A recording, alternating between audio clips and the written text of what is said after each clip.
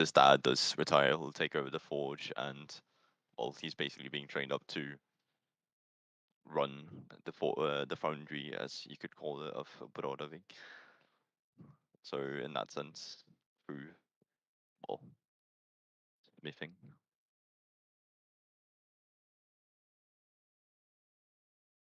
Okay, it looks like I have really shitty speeds, so this might not go well. Could you read the question again, please? How does your character feel about their role in Browdervik's community, and what steps do they take to contribute to its growth and prosperity?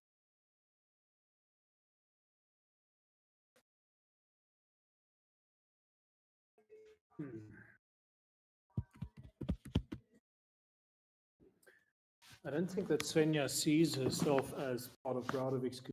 In the longer term, she is envisioning herself as having two potentially bigger roles. The first one is that center of excellence in learning and lore, the library that she sees as serving Mordia bigger. And the second is that she's not entirely sure where her destiny as a Valkyrie will lead her. But she does not feel tied back to Brodavik in any sort of, in the same sense that the girl may feel. Yep.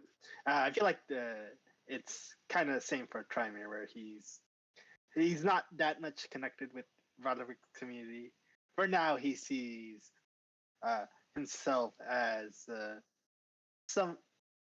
somewhat of a diplomat, basically looking around how the stability is within the south of Mordia, and also, well, how he can contribute to its growth, Brodovik's growth. I would. It's difficult to say so far. I would say, yeah. I would say he's so far he's more neutral,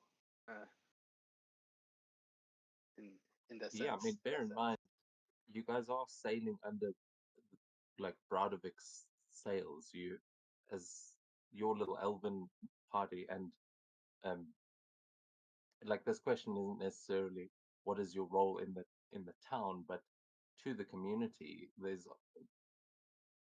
like the elves are kind of developing this alliance with Brodavik by helping them out, so that these kinds of things like traveling with the group is a contribution to these adventures are all kind of leading towards getting things for Brodavik, but your personal quests are your own, of course. Like everyone's got their own goals, but how does that link into Brodavik is kind of a good thing to consider, and I think that's what this question is getting at. Yeah, right. Yeah, well, maybe adding then to Svenja's role there. So she is very much at the moment, as you have seen, a representative of Brodavik. So it is who she currently serves, but it is not. She does not see herself in the longer term to stay there. I think that helps with the refinement. So she will serve to the best of her ability until it is time to no longer serve. So, for example, she does not see herself becoming the Jarl in the fullness of her ambitions are bigger than Brodavik in the much longer term. And there is this uncertainty about how much control she has over her destiny, given the beast within her and the sort of tremors that she'd experienced recently.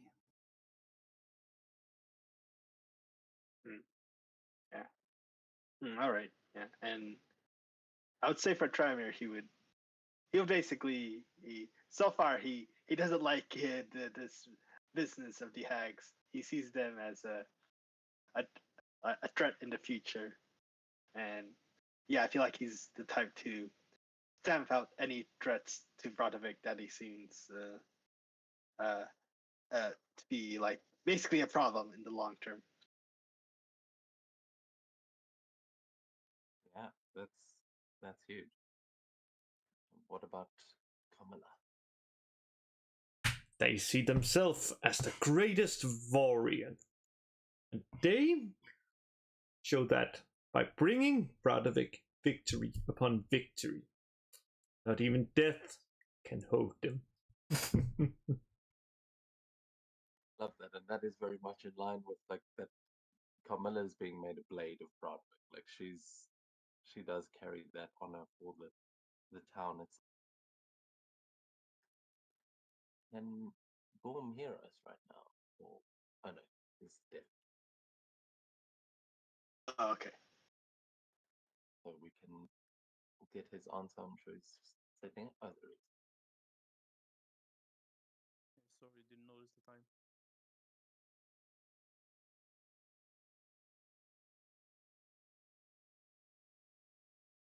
Sorry, I missed that. Are you there, Igor? Hey, here, I just didn't notice the time. Oh, cool. No worries.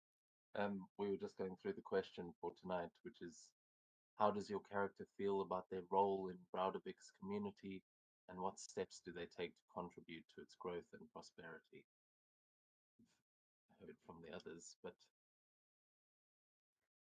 yeah, I think Gorm may have A way of transportation, and I guess somewhat leading while Svenja is away.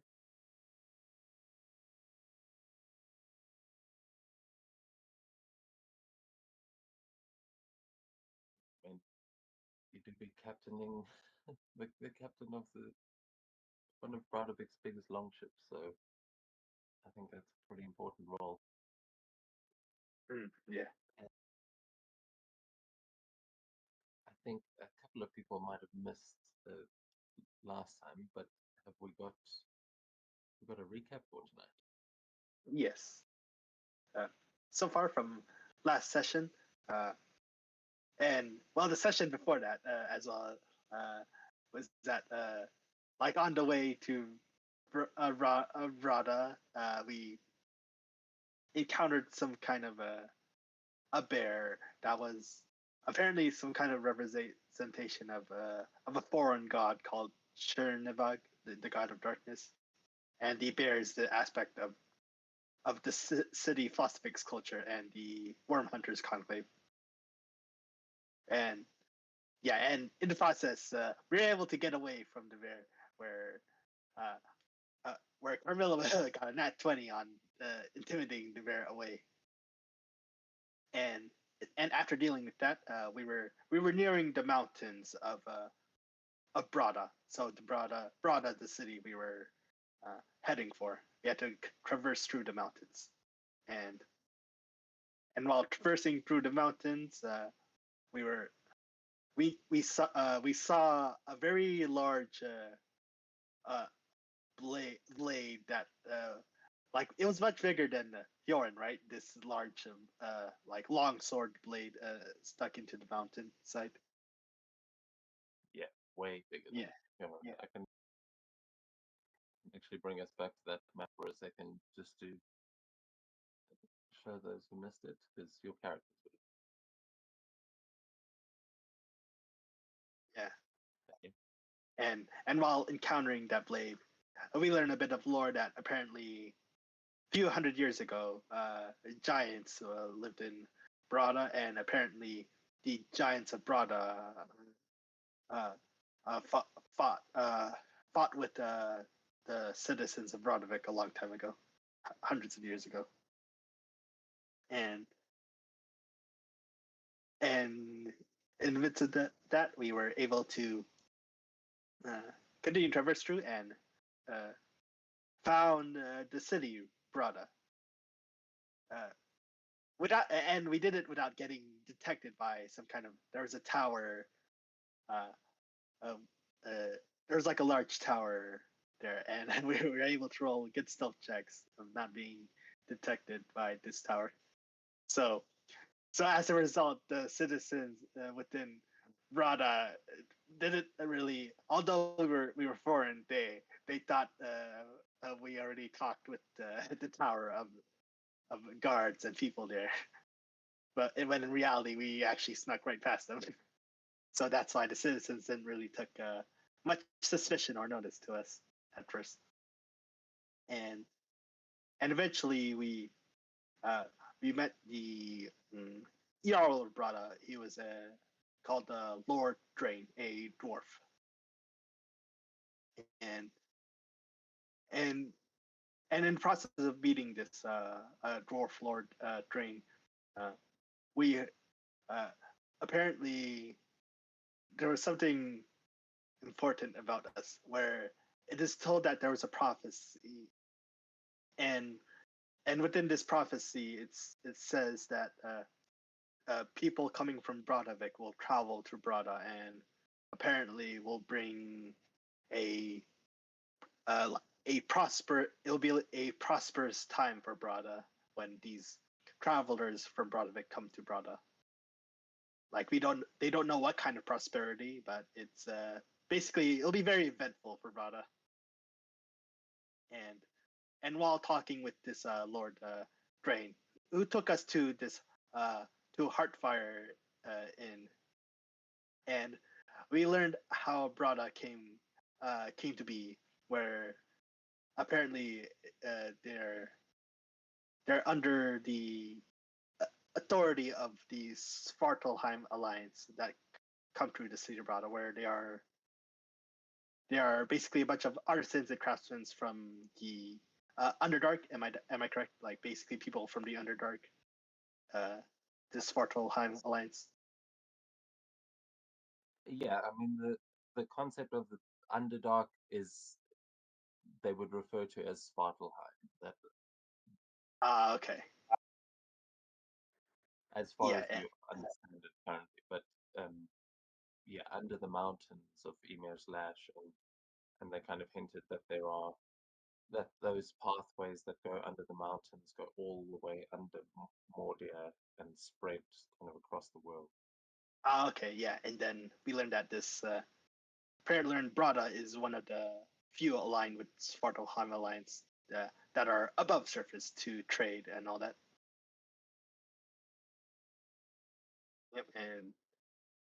Yep, and in the process of talking with the Jarl, we were asking about the Frost Forge. That was called the Frost Forge.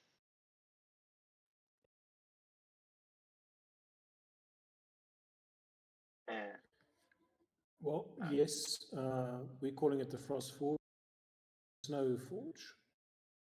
So Okay. there's a bit of a disagreement about the exact name. They're saying okay. Yep. Yeah, and apparently we learned that apparently a dragon is inhabiting this forge, and basically everyone is forbidden from entering the forge because of how dangerous it is, and we learned that apparently this the last lord before the current lord, Lord Drain, we basically heard tale that the last dwarf lord before Drain was he traversed through this frost forge, and apparently don't know how, but he lost his life there and went mad in a way because of his greed to try to ignite the forge again. And the dragon inhabiting this forge is a mithril dragon, and through some history checks, and nat 20 from Trymir, he deduced that this dragon, this mithril dragon, is ancient, so very strong. So they are an ancient class dragon, and apparently these mithril dragons come from they're basically they are not metallic or chromatic. They are a separate faction from those metallic and chromatic dragons that basically want a peace between those two factions, the metallic and chromatic. And they're usually docile and neutral, but the fact that this Mithril dragon is quite violent in a way, is unusual. To that point, I think I may have described that badly last time. The Mithril dragon is technically like a descendant of the metallic dragons, but it's not one of the core dragons that you guys are probably familiar with. Okay. That's something that's more like the native dragons that are weaker than those. When you're talking about the chromatic and the metallic dragons, those are the same kinds of powers that, like those levels of ancient dragons, are the kinds of things that were fighting the old giants that you were seeing the remnants of those weapons and like in the War of Titans. So an ancient red dragon, for instance, that's one of the scariest things you could come across. Whereas an ancient mithril dragon might be somewhat weaker than that level of ancient, if you know what I mean. But they are, yeah, it's still pretty. Yeah, still, it's gonna take a lot to take them down. Yep. Yeah, and yep, and we and involving the prophecy of travelers from Brodavik will bring some kind of age of prosperity to Rada. The one speaking of this prophecy is called.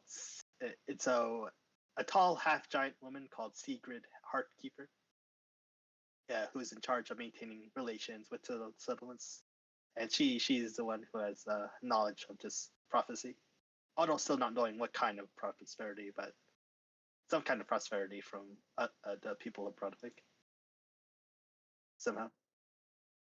And we decided that this this ancient Mithril dragon might be tough. Let's first go to Trimer suggested going to this unique the unique place where a fallen titan maybe, and apparently the Lord mentioned, like showing the map to the Lord mentioned, we came across that area, and mentioned that there was some kind of door there. They don't know what they couldn't open it, but it was some kind of door.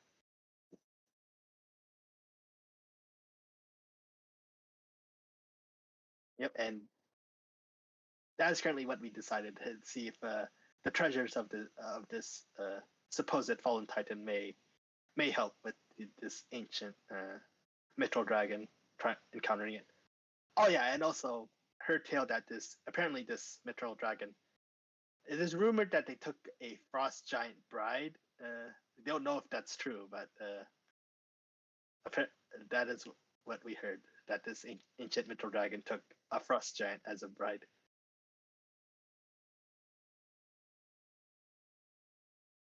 And yep, and that's where we ended off. With the party deciding, basically either going to forge immediately or go to the fallen titan to seek out its treasures, and maybe its treasures may help with the ancient mithril dragon, so that we can light up the forge again, start it up.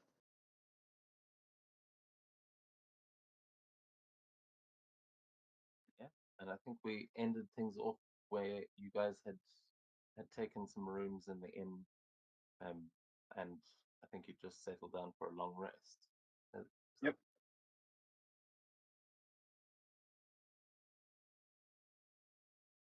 Then we will rejoin you now as you find yourselves at the Hearthfire Inn, and notes have closed themselves. I'll have to open those again. But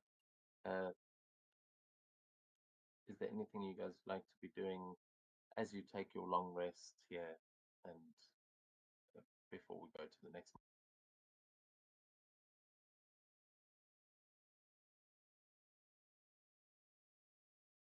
No, not really. Yeah, wine was drunk, stories were told, sung.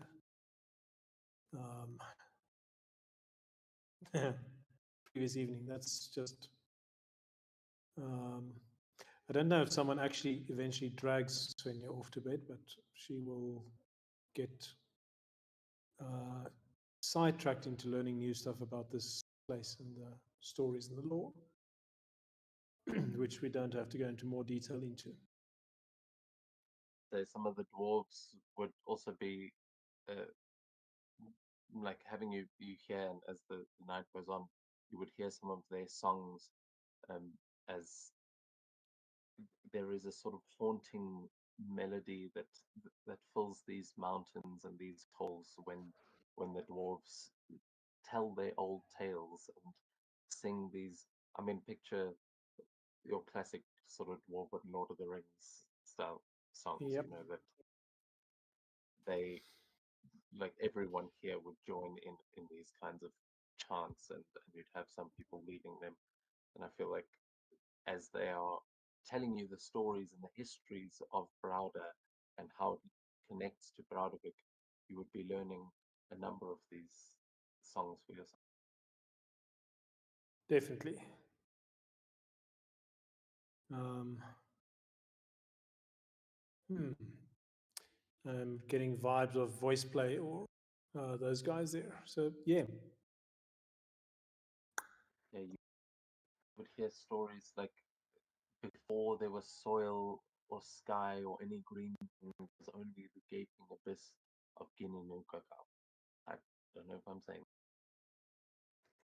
but that frost from Niflheim and the billowing flames of Muspelheim crept towards each other until they met in Ginnungagap.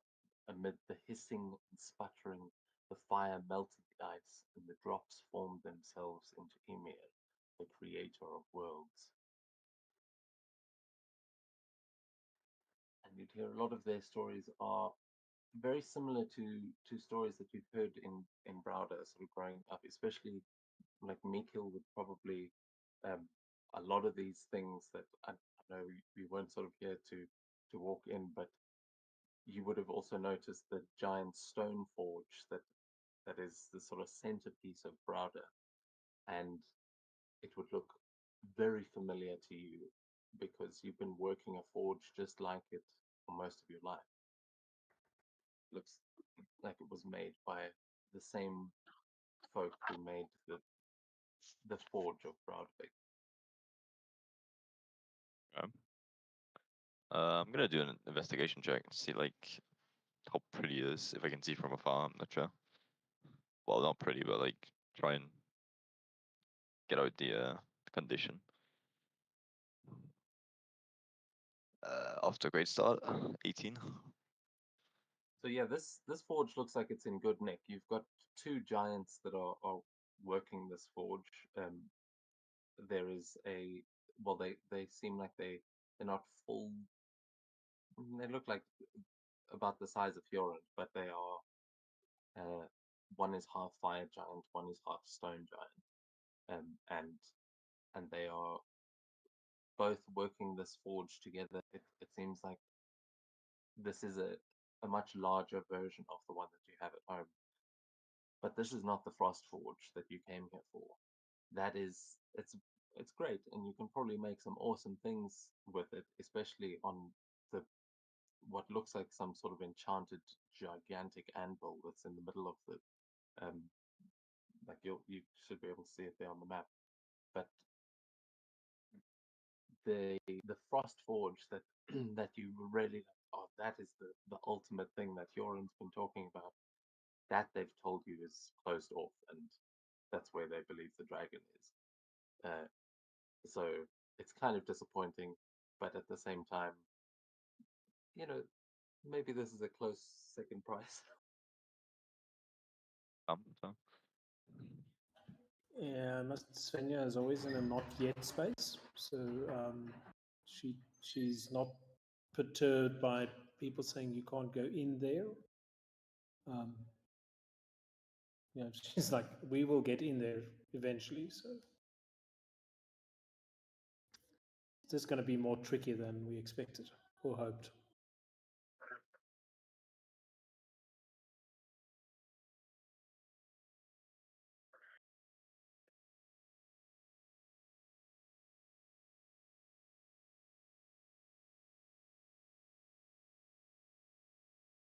this point, that 8 hours have passed and you can all take your long rest. But was there anything the rest of you were doing during the night?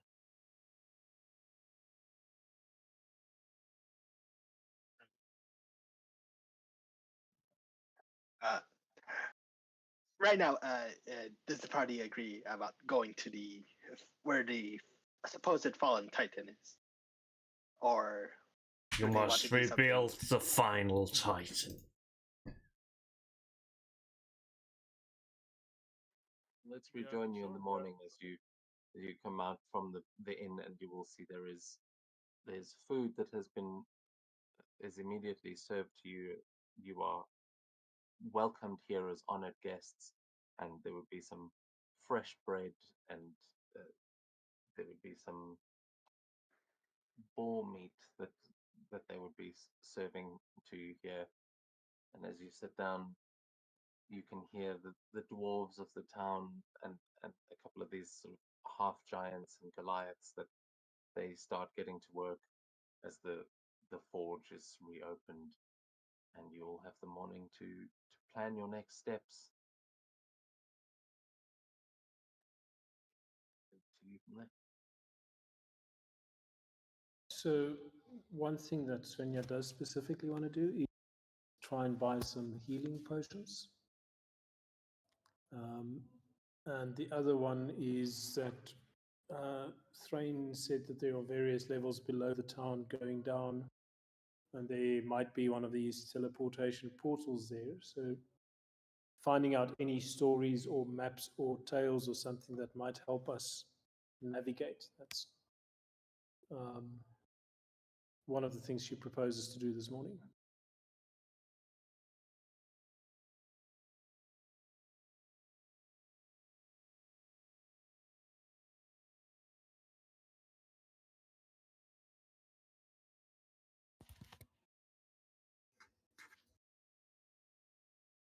You see, Thrain has kind of gone back to overseeing the forge and gone back to his work. So if you do want to speak with him more about those things, you can go and find him. But there is a decent marketplace here as well. You should be able to find some potions, and yeah, if you're heading into the market, there's a number of stalls and things you can visit.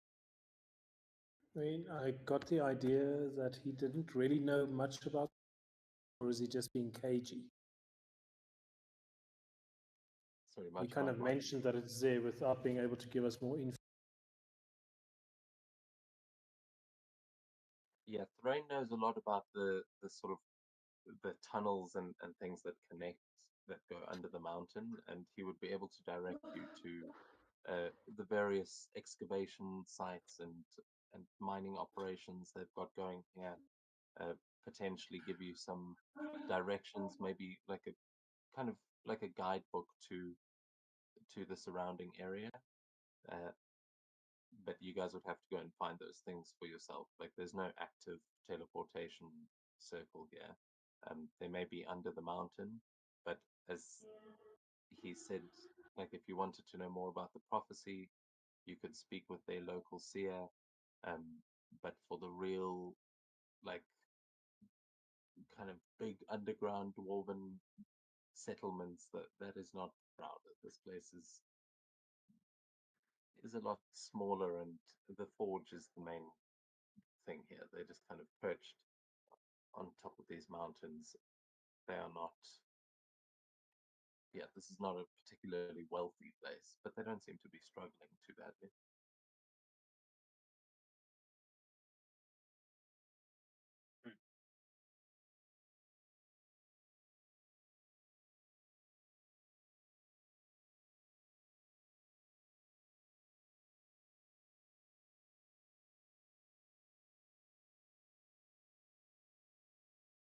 Well, in the absence of anything else, let's start with talking to Thrain.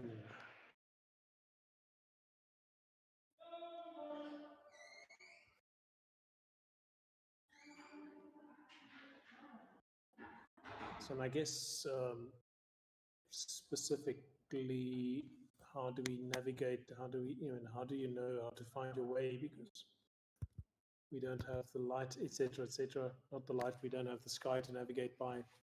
So how exactly do you guys manage to not get lost underground? The questions he's trying to ask without sounding particularly racist. Well, it's not a problem for folk like us. Let's put it that way. I'm sure you lot will have significantly more trouble.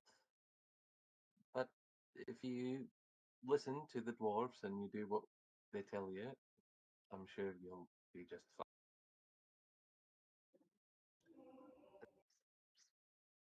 So he's gone over to have a chat with Thrain, and he would start showing you some of the kind of basic maps that they have of these tunnels, and warning you just of things like, if you see a large field of ice, be very wary.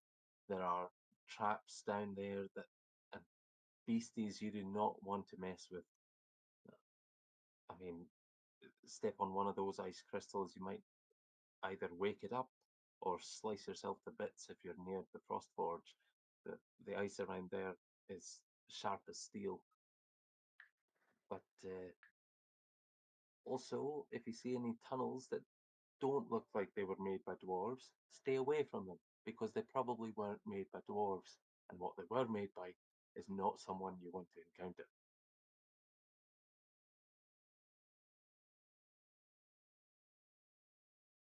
Well, I kind of hate stating the obvious here, but does a tunnel that's made by dwarves look differently from a tunnel that was not made by dwarves?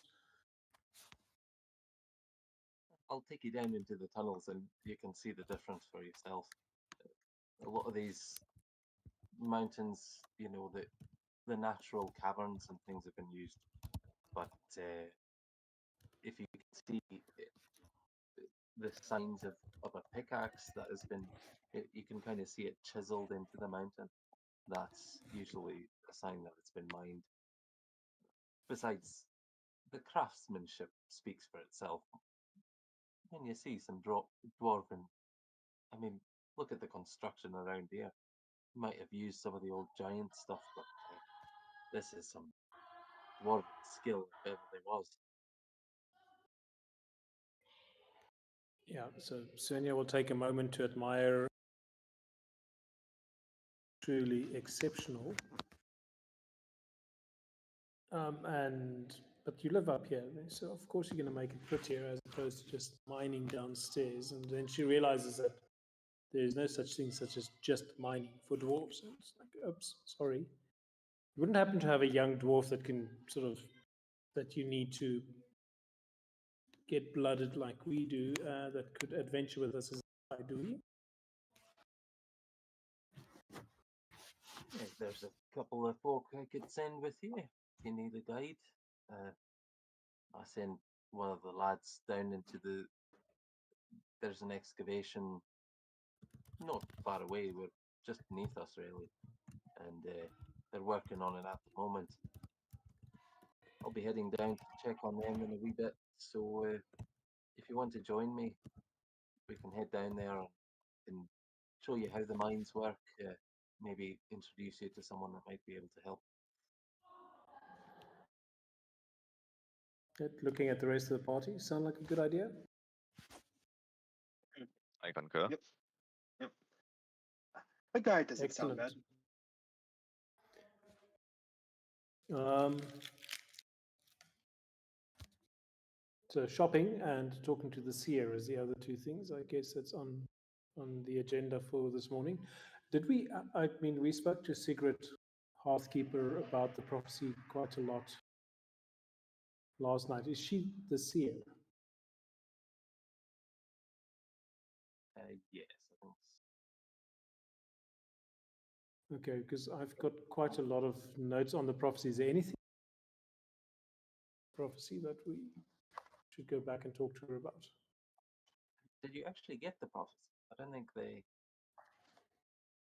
No, she just spoke in prophecy, trying to see if we were lying. Okay, no, so we didn't get the actual prophecy itself in terms Yeah. of the text or something. Yeah, we were just given a brief summary that travelers from Brodavik coming to Vrada and will bring an age of prosperity to Vrada, but nothing specific. They told us what if it was like a poem or something or a song.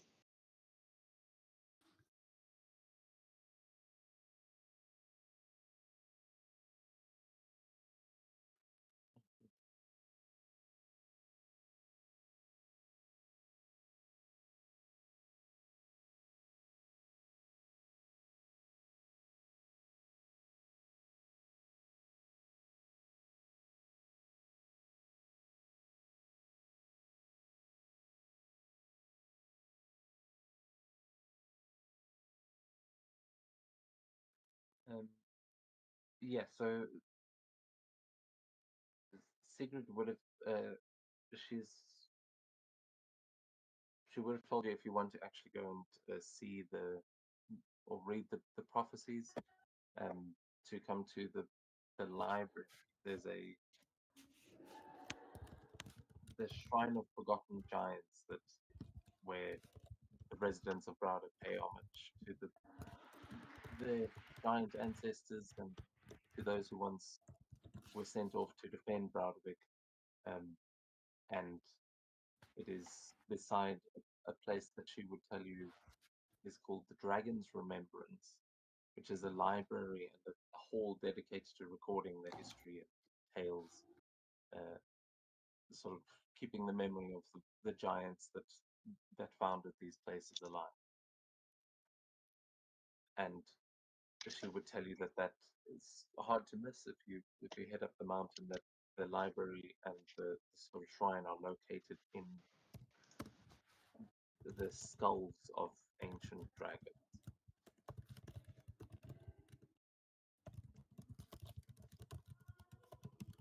Ah, crap, that sounds like this is like catnip for Svenja. She will spend days there, potentially. Do we have time to go up there and into the diggings with Thrain? So you've got no specific time pressure at the moment. I mean, it'll be still a few more days before you hear back on any of the orders you've given to Browderbeck. So, and this was the main destination that you guys were headed towards. So from here, yeah, you guys have got time. What are the rest of you thinking as you? I mean, I know Svenja's already sort of gotten started, but are the rest of you sort of joining with her as she goes to talk to Thrain and stuff, or are you still having breakfast? I feel Trimer would be uh, intrigued by the library and such, as he does take interest in dragon and giant related history, rivaling his interest in elven history as well.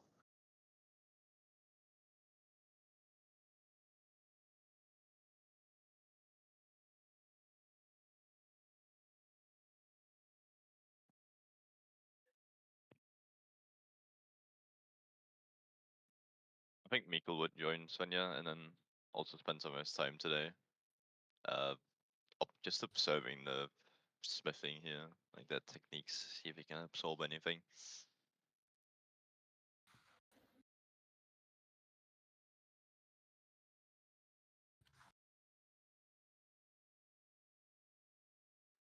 Yeah, this is probably heavenly for Mikil as you see those two giants like smithing in perfect kind of harmony as their hammers hitting these anvils. It sounds like music filling this place, especially when combined with the sort of chants of the dwarves that are going about their work, and as some of them are heading down to their mines, and everyone's getting started. There is, yeah, this sort of culture of this mining, or I mean, of this Forge Town is it feels strangely like home. There are so many elements of things here, just things you can't even put your finger on that remind you of Broadwick, and it definitely for all of you, especially that grew up in Broadwick, you really feel that connection somewhere deep inside you. It's not really yeah. It's like the sister from my other mother. Wow, a twin.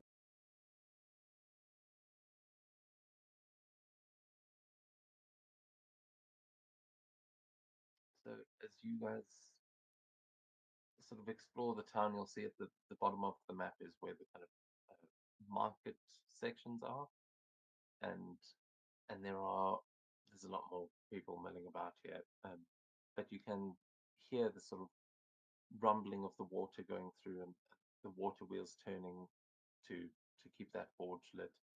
And as you guys spend your morning here, there are lots of stalls. So if you do want to do some shopping, let me know what it is you're looking for, and I can point you to the right merchant. But you've got pretty decent amenities, and the forge is very good quality here. So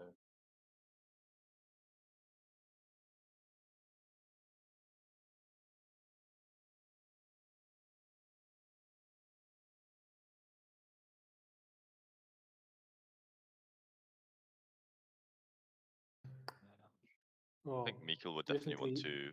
Oh, go ahead. Sorry, no, you can go. Up. Okay. Well, I think Mikkel would definitely want to look at like ingredient vendor, like some kind of metallurgy. See what they have in store.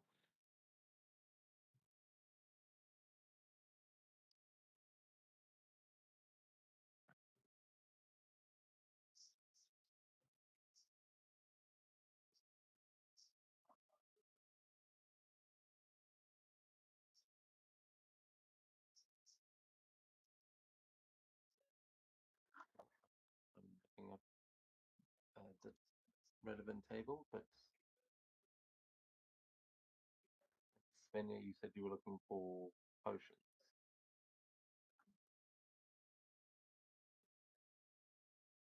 Yep, potions, and I'm actually interestingly a little. It looks like it's weird.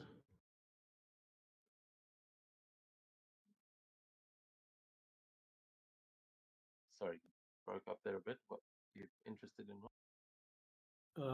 Potions, and I am interested in rations. And I guess torches and stuff if you're going to be messing around underground in the dark.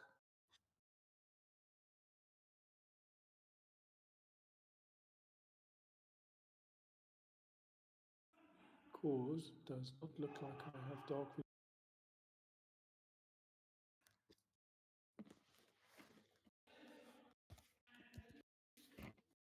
Okay, so you would find that there are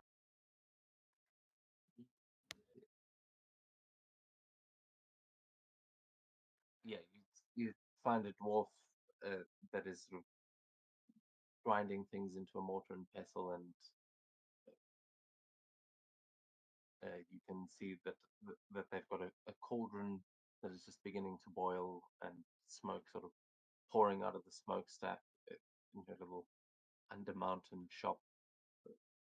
As you kind of see, she is selling all kinds of herbs, and there are various potions and poisons.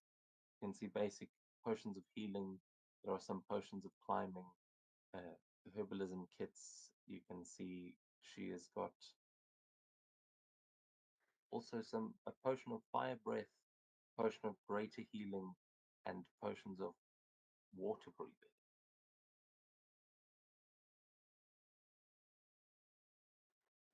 Yeah, you see, it's not the best. It's not the best potion shop you've ever seen, but there's a decent, medium quality. I can not find how much gold I have. Oh, I have enough. Potion of greater healing, water breathing, and potions of healing.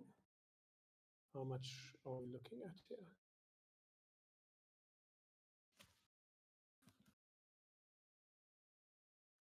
As well. We've got a regular potion of healing is 50 gold, and greater healing is 250.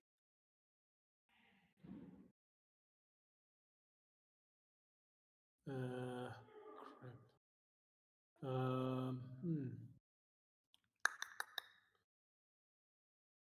Also got How love many potions if you're interested. life potions? Did you say love potions?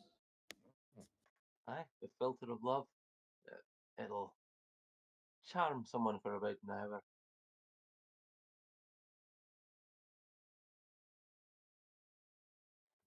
So got some assassin's blood if you're more of the violent type, and potions of fire breathing. I have got. Let me see. I think I've got a vial of truth serum yet left as well. Those go for about 150.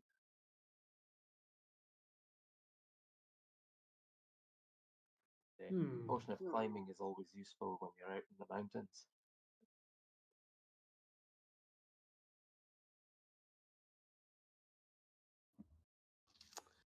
I think I shall take potion of healing 2, 3. How many does?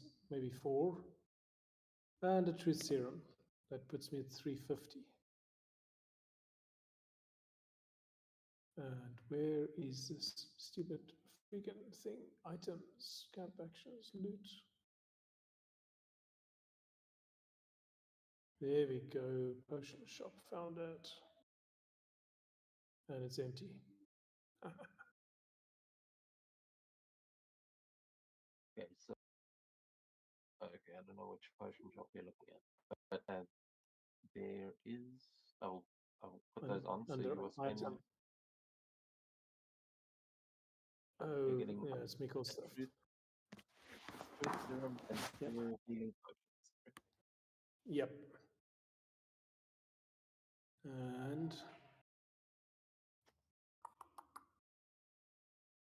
that should be sufficient for now.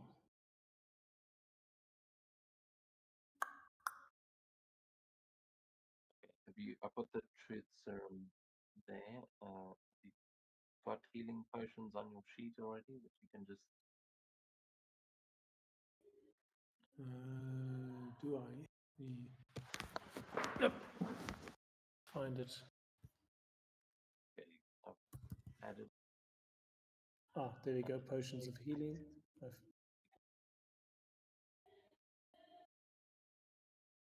There we go. Did I have one before? No, I had none left.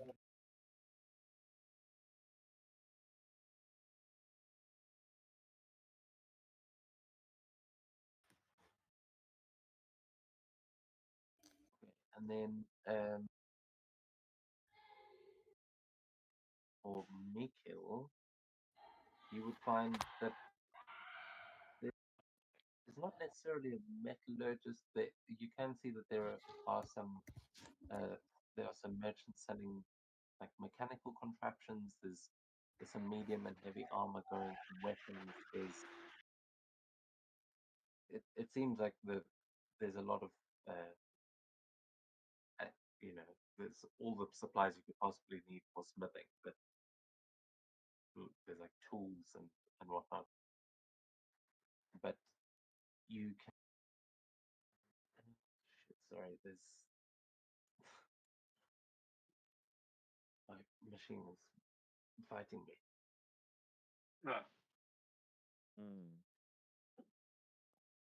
And there's no like raw ingredient vendor.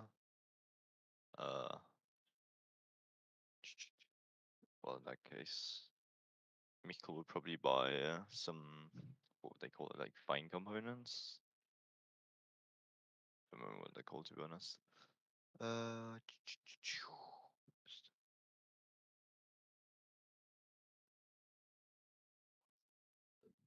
fancy parts. Yeah. Fancy parts, those were the things. Probably just buy like 3 or something, just to have them. That's like kind of expensive to make. Yeah, let's see what it. Is that right? Only 10. Yeah, they're 10? 10 gold each. Oh, in that case, I'll buy more. How many does the vendor have? Yeah. That is a good question. I will. Yeah. What are you buying again, Mikkel? Fancy parts or fancy components. Yeah. Oh yeah. Speaking of fancy components, you also have the 8 pieces of ice steel ore, don't you? I think so. Yeah. Along with Uh, a small piece of gravitite you got on the way back from the mountain fortress. I also have Ventium. Ventune? Uh, No, adamantine. Sorry. uh, 10. Yeah. So What else? fancy parts you can get.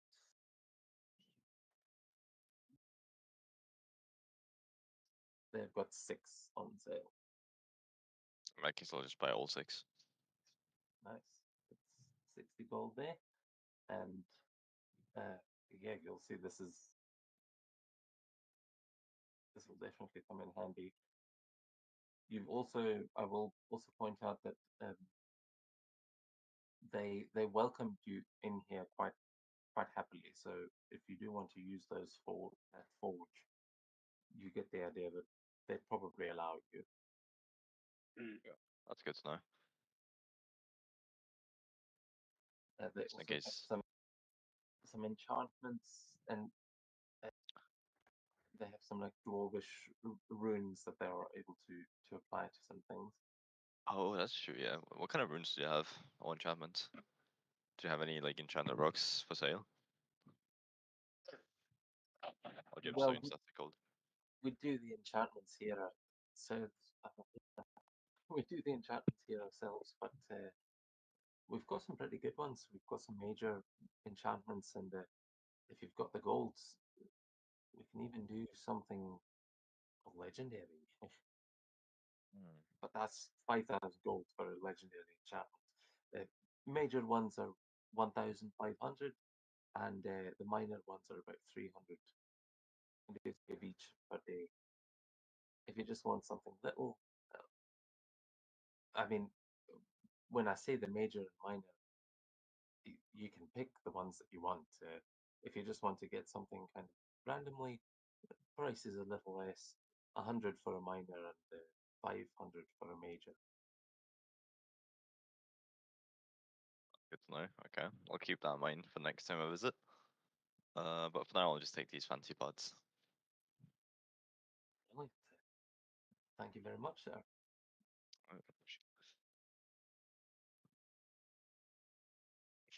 And then I'll leave the store store, quote unquote, to catch up with the others. You guys, by the way, can you see the merchants? Up below. The journal entry. Oh, in journal. Yeah. Like, is it a? Oh, okay, I see. I see the Yes, folder. yes, I see the merchant. Okay, so that if you open that, just close it may open a little importer. Don't just close that because that's like all the pets. Oh, it even has functionality. I don't know what you're rolling for there, but yeah, Apparently, mechanical contraptions. so generally this is not really something that you guys as the players are meant to get access to. This is like for me to make these. But so yeah, if you are going to be going to one of these shops, these are generally the kinds of merchants you'll be able to run into, and you should also be able to see their inventories. I think it's just going to be easier if you can read through them on their own. But I am rolling for things like they're willing to haggle or things like that. So for instance, this one rolled a 66, so they're reasonably flexible with prices, and the DC is 18 to haggle with them. So there's certain things like that. If I don't think we'll get too deep into it, but if you look in the merchant inventories, I can tell you what quality the shop is, and then you'll be able to see what they've got on sale. Because I don't think saying it out loud really sinks in for anyone. Right. But to that point, if you go to legendary mode and you go to enchantments, you can see the kinds of enchantments that you can roll there. And some of them might let you speak a different language. It might let you teleport 15 feet when you use it, or there's lots of cool things.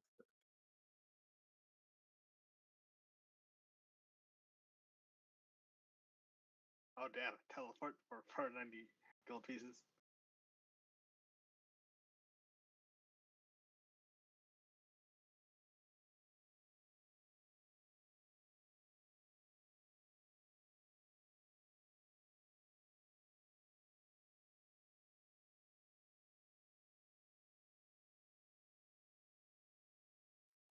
I've actually been using this for a while, and I don't know why. I didn't think of revealing it to you before, but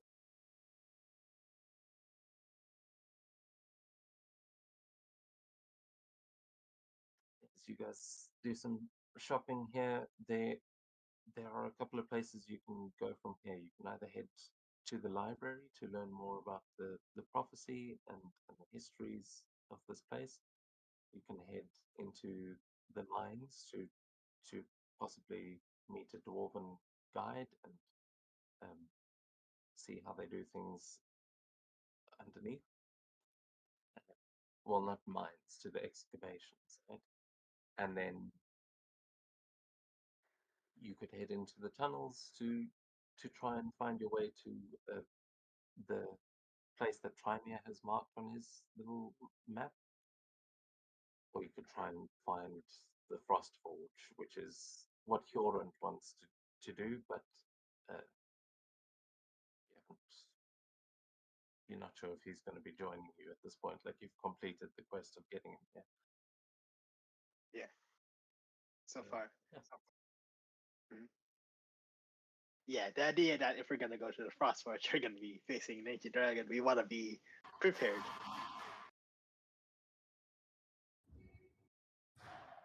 Yep. So that's research in the library. So I guess the only constraint going into the mine is when Thrain wants to go down. If he's not in a big hurry, he's to go and see what she can find. But I'm also okay with going to the excavations, picking up a guide there and exploring the caves. Mm. So I think at the end of this, she's very aligned around the idea of we get in, but she first wants to see if there are sort of what's the lie of the land. Mithril dragons are not really confrontational. Is there a way to talk ourselves into it, which might mean that we need to research whatever lore we have. Last night we got a couple of bar stories. Let's go see if there's anything actually more formally written down in the library.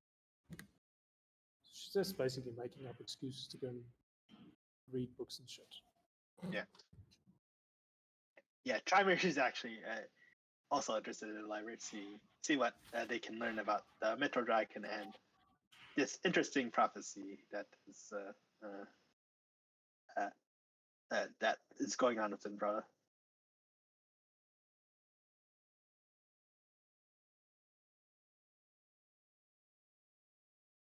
So my only hesitation here is what Mikkel and Carmilla want to do.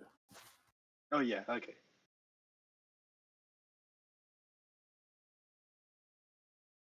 I've looked at what I wanted to for now. Well, I can always go back to the Rune Carver, but just join up with you and follow your lead.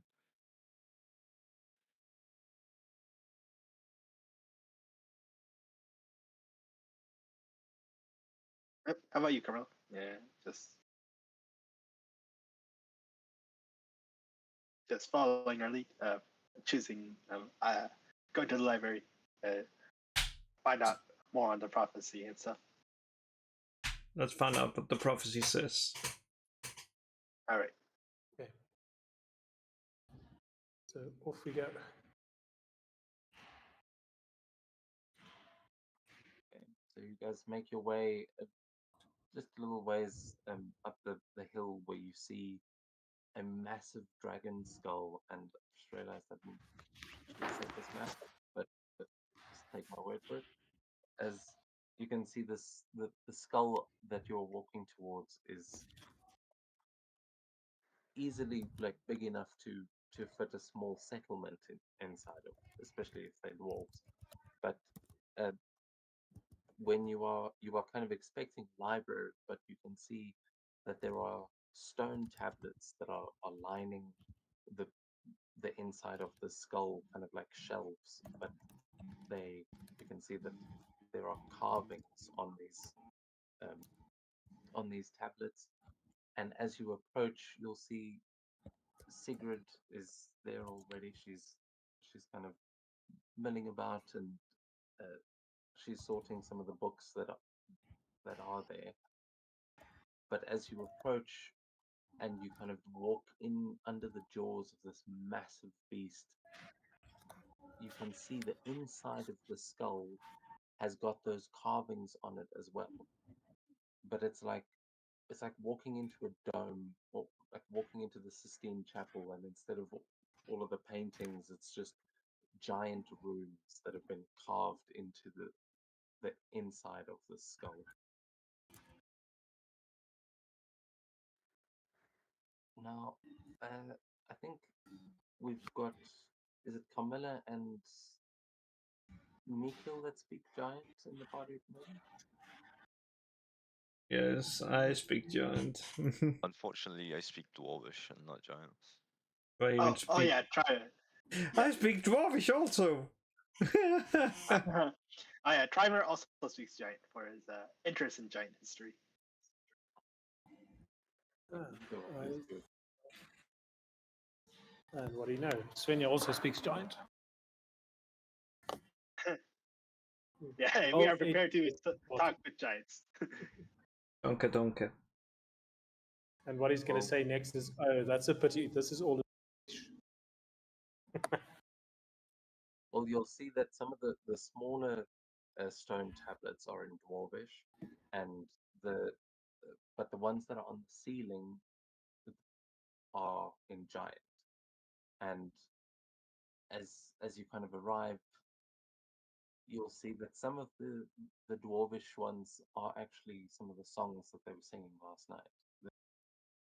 I will reveal to you some of them, but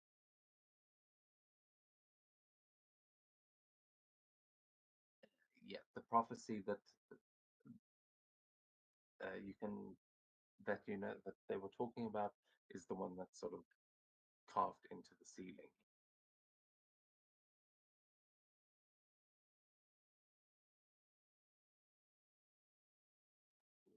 Sure. I'll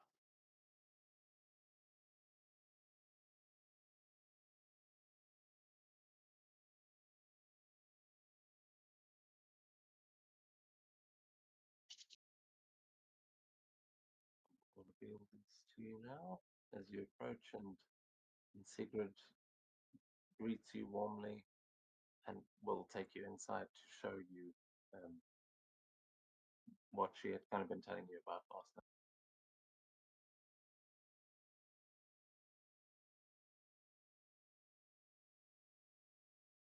Okay, you should see now.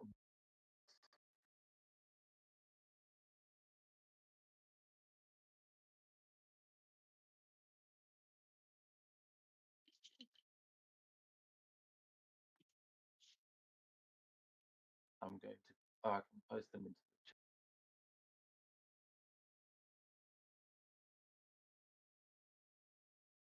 Ooh, okay. So, you guys don't mind if I'll read this out loud? Is that fine? Feel free.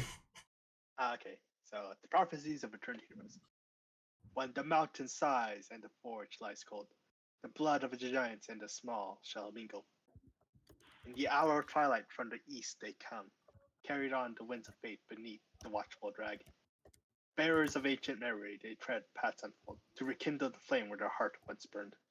The hall of heroes shall stir once more, as the firstborn returns, the frost giant breaths anew. With them a wanderer of light and shadow, a daughter of stone, a warrior of two worlds, and the one who bears the star's light. They shall seek the wisdom of the old to awaken the heart and bind the wound. But beware the serpent's eye and the storm's fury, for the path is fraught with peril to see. Yet should they prove true, the mountains shall sing, and the flame shall burn brighter than before.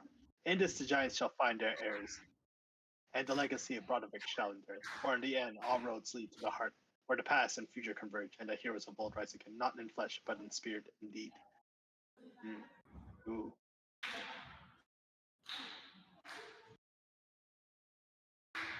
So it talks about firstborn returns. Assuming that's Thorin, and then a wanderer of light and shadow, and a daughter of stone, a warrior of two worlds. Is that? I'm wondering if that's Svenja, like a warrior of two worlds, daughter of stone. Is that a fitting description of you, Svenja, or no?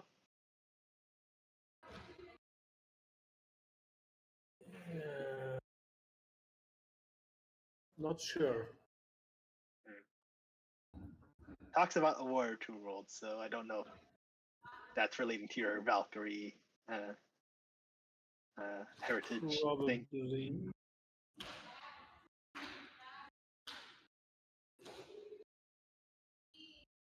Probably. I mean, do we want to map who is the bearer of light? Wanderer of light and shadow sounds a lot like Camilla. Yeah. Oh, yeah, that's what I was thinking. Warrior of two worlds. I mean, Svenja's not a warrior. So Oh, okay. by elimination, she's the only female at the moment, so that doesn't sound right. It's Svenja's not a warrior. She killed Aelys. She's like been one of the biggest powerhouses. Okay. Or is she like, oh, that wasn't very well. But still, a daughter of stone. I don't know what that means. Maybe it's someone else. Yeah, Well- I guess she is a warrior. She's okay. We'll take that. Stars light. I mean, that's okay. character. I'm just saying. She's done some warrior stuff for sure.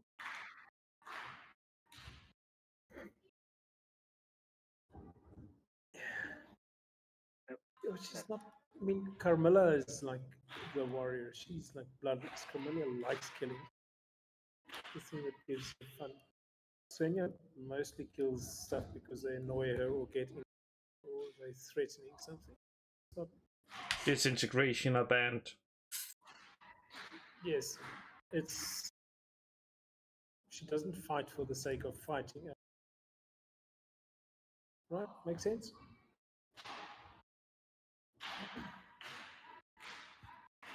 It's like I needed the last chocolate croissant and you killed because I am a bloodlust filled murderous bitch. Secret would ask, is it the purpose of a warrior to fight just because they enjoy it? Okay, fair enough.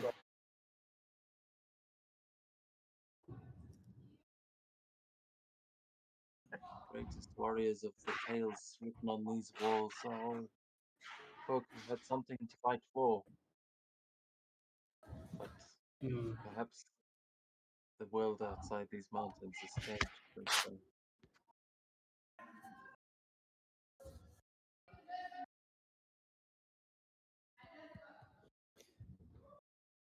So, I mean, the first problem with the prophecy is there's not 1, 2, 3, 4 people.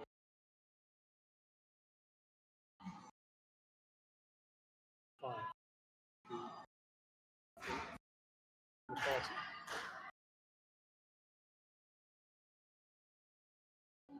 And besides, as a god, those gods would sometimes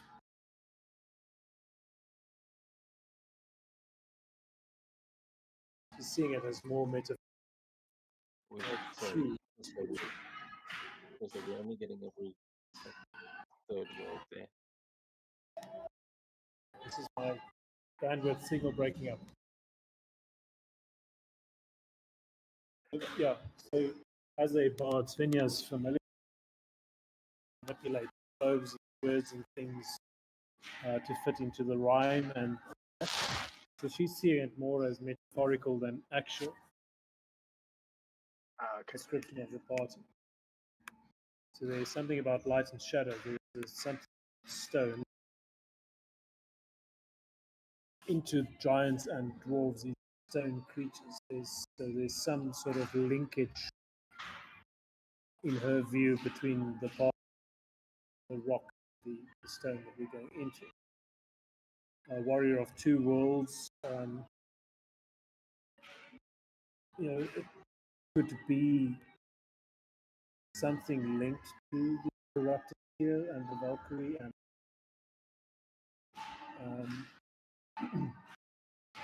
the one who bears the stars light, she's completely confused by. She doesn't know what that signifies. Yeah.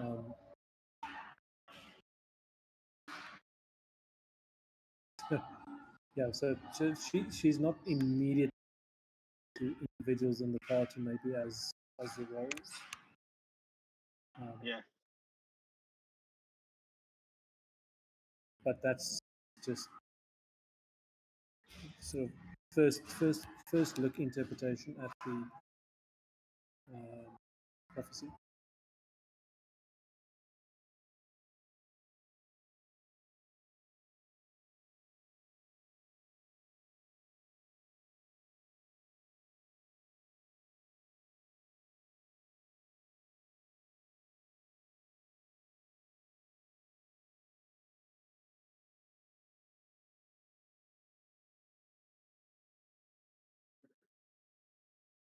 But out of character. That last paragraph in the prophecy is really worrying me. It's very what? That last paragraph in the prophecy. Specifically this thing that says, "For in the end all roads lead to the heart."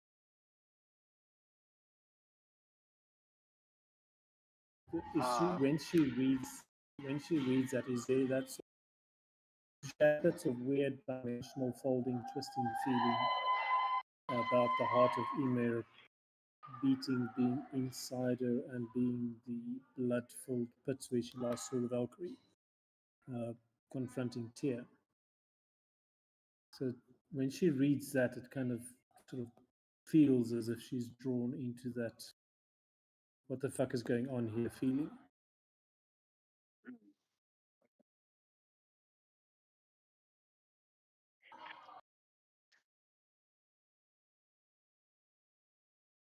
My connection getting really shit. Yeah, we've heard most of that. Yeah. We hear you. I just hear like the background noise of tap dancing or something slamming. It sounds like a birthday party. Oh no, this is for the auditions. They're practicing a dance. Let me see if I can change the sound settings. Oh, it's just mic 50% gain tree.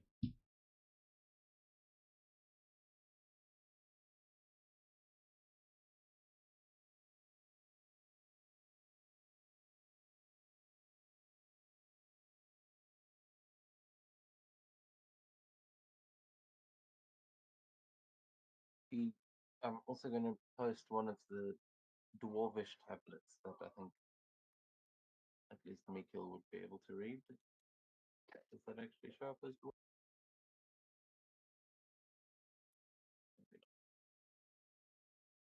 I can read it. Yeah. It seems to be a thing, so.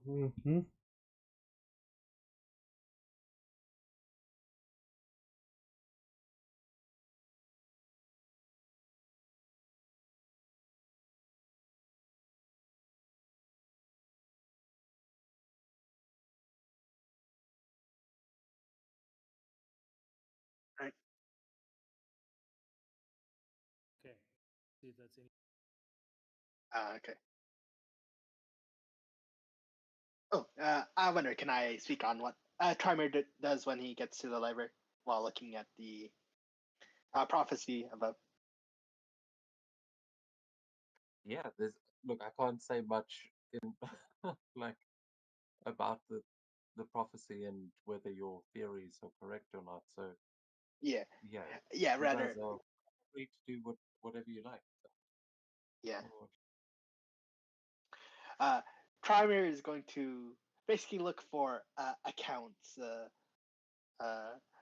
any accounts or mention of the Mithril Dragon, try to gauge out his behavior and essentially kind of what's why is this dragon in Frostforge, and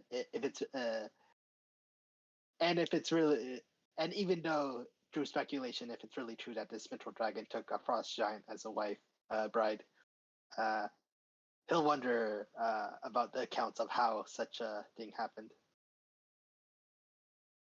You can make another investigation check. I don't have any a specific handout for this, but there may be some information there you can find. Okay, investigation.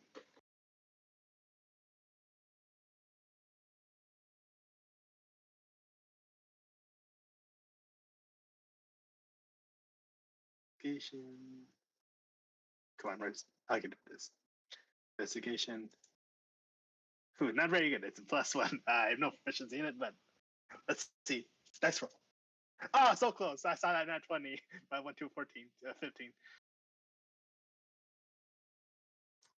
So you would find you would find a couple of the dwarven sort of tales of it seems more like mythology that you're reading. Like there's a lot of conflicting stories about what is lurking in the Frost Forge. It's they don't all believe that it's a dragon, um, and a lot of the stories they seem to link into the same kinds of stories that you were telling before about how like the elves stole the heart of Emir and the forge went cold, and you'd find some of the giant versions of those tales and the elvish versions of those tales. Here you would find more of the dwarven versions. And a lot of these stories they sound like they've been embellished somewhat. Like there's a lot of theories about what is actually down in the forge. Um, and some people think it's a dragon, some people think it's uh, an ancient king of dwarves that is hoarding all of his treasures down there and going through it. Most of the stuff is just conflicting, and Okay. if you're looking at the same stuff, you get the same thing of just like, yeah, this doesn't really give me any useful information, but there's Okay. definitely people stay away from there because the people who wrote these stories barely got out of it alive. Okay. Uh, being somewhat thorough, Trymir investigates by looking at right now, reading through these things. They're like on sheets of paper or parchment, right? And no, the carvings are all on stone. It's all you'd notice they all I suppose yeah, there may be some uh, like uh, what's it called? Um like wooden Paper, parchment. scroll. Oh, scroll. Okay. there's not much parchment. That wasn't really like they don't paper doesn't seem to be a big thing up here because you can see everything's also in Dwarvish and in Giant everything's written from right to left, which you would Okay. probably know is indicative of languages that are carved rather than written. Okay. Like if you're using ink, you usually go left to right so that your hand doesn't smudge the ink when you're writing. Whereas if you're carving, it often goes right to left because you're chiseling, like you're hitting it with the hammer with your right hand, holding the chisel in your left. So they end up. There's a lot of real languages that are like that. Okay. And Yeah. Giant is one of those in particular. Yeah. Everything's carved. Yeah. Okay. Okay. Carry on. I must say, a shame that Primer isn't a dwarf because the dwarf has like a feature where they can tell how old stone is, so they can do some kind of carbon dating with the stone, essentially for dwarves. but alas, Primer does not have that feature. So carry on. Just Yeah, that's a lot of the records you would probably be looking at are those kinds of things, the things that aren't these stories. But as an elf, you're just like, okay, there's some old rocks here. It's like looking at the Yeah. miners' notes and like, okay, I guess looks like there's probably some valuable stuff in this mine and monsters in the old forge is pretty much what you can do. Yeah. And oh, so basically, a lot of accounts of different things within the forge, but most of them are dragons. But there are some other things I assume, but not confirmed. With that investigation check, I'm afraid that's all you're able to glean. Okay. very embarrassing. 10 on the. He doesn't do dwarf.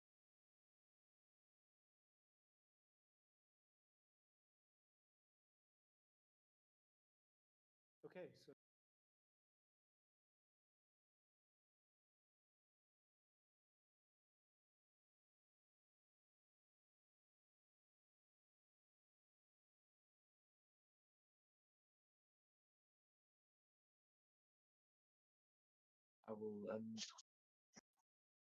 I'll be right back. You guys can theorize or plan your next step. 2 seconds. Yep. So right now, Svenja, what are you looking for in the library?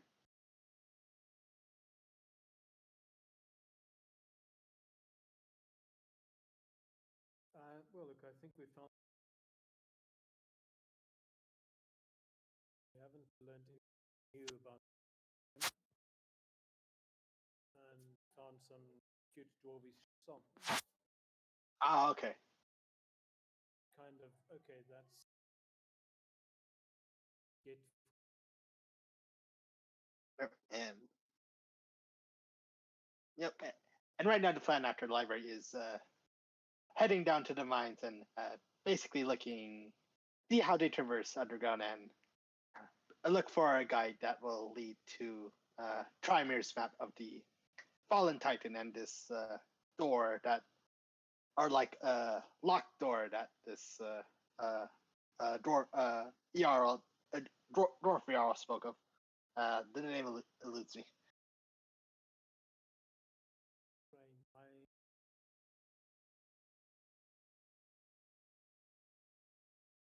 Yeah, that feels like the next go down. Yep. Awesome.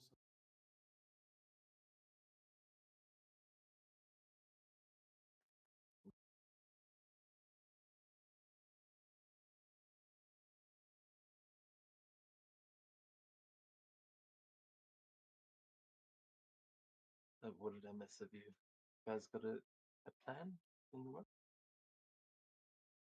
Yep. Oh yeah. So after after reading in the library, if everyone is done with that. Svenja, are you done with your thing in the library or no? Not yet.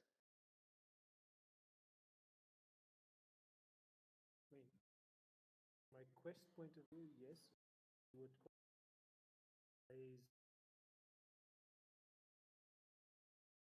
to look Yeah, I through think stories on the floor, but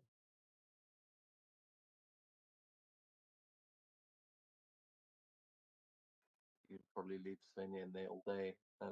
If you guys do want to, you can also take a look at the merchant inventory for books or songs, like books, tomes, those kinds of things. You might be able to find some things here, but it would be not great quality.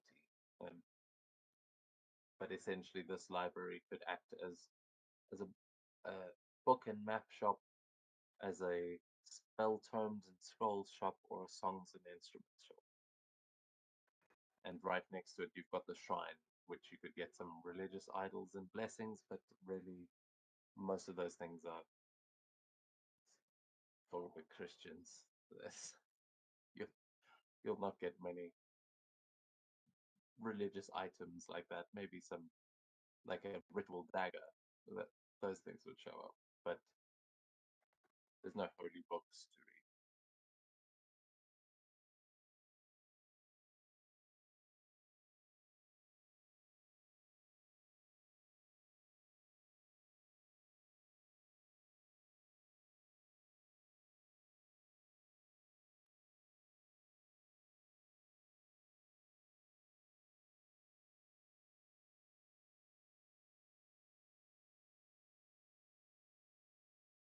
Yeah, so everything here is probably medium quality. For books, it would be good.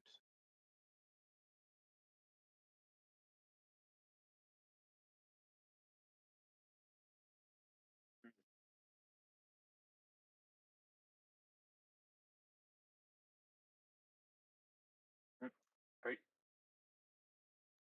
Yeah, I mean, you can feel free to keep looking through that and retroactively get something if you. But we will continue on as you guys finish exploring this dragon's skull. And Svenja, I'm sure you have added this to your list of libraries you will be returning to repeatedly once you can figure out a way to fast travel here. But there is much of Browder still left to discover and explore, as you have the whole of Emir's Lash now stretching out towards you. There is still the option of heading to Flostavik and ignoring the mountains entirely, but yeah, it's up to you guys. You know that by this point, Thrain would have gone down to the mines or to the excavation that he had told you about. So if you wanted to find him, you could probably find him. Yep, let's that take was it fun. over to it. Let's go do that. Yes, let's go to train and see how the exhibition is.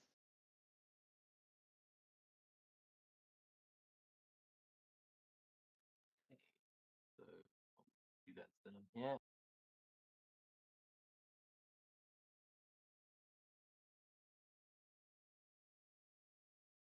Ooh,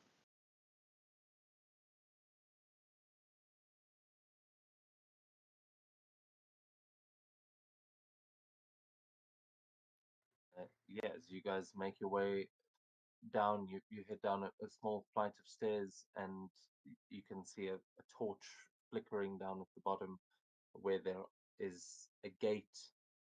You can see a sort of portcullis that is blocking your path, and there is a dwarf just standing against the wall on the other side with his shield up and his axe in hand, just standing at the ready, standing guard. But you can hear sounds of commotion and sort of dwarvish voices coming from beyond.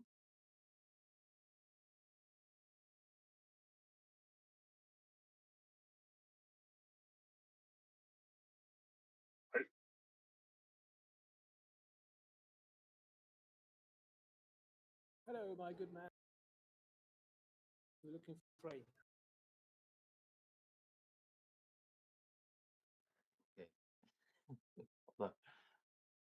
Svenya's voice has been clearly turned your volume down. Just speak again, Maker. So, hello, my good man. We are looking for train.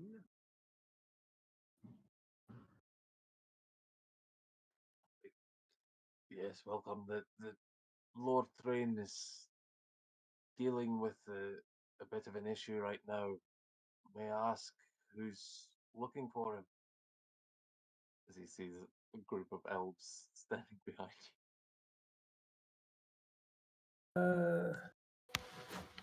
Well, we are the visitors from Broudevik. Did you not?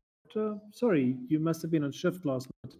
Missed a great party in the tavern. So Lord Thrain has offered to teach us how to navigate down here as we seek hidden mysteries. you. Oh, I heard about that. Yeah, I was down here. I, sorry, I missed it. Maybe we can. I'll catch you again tonight, please. Uh, give me a moment. And he walks up to the wall, and you see him draw a rune on the wall in a specific spot, which you guys would recognize is a very similar magic to what they use in Broudevik. There's the bridge that Gorm is usually the one that does the rune to lift the bridge, and you can see it's a similar mechanism there. As he writes the rune on the wall, it glows, and the portcullis lifts into the ceiling as he takes a step back into a little hovel on the side where you can see his hammock and he says, "Please come in, but do be careful and don't wander too far. We've had some,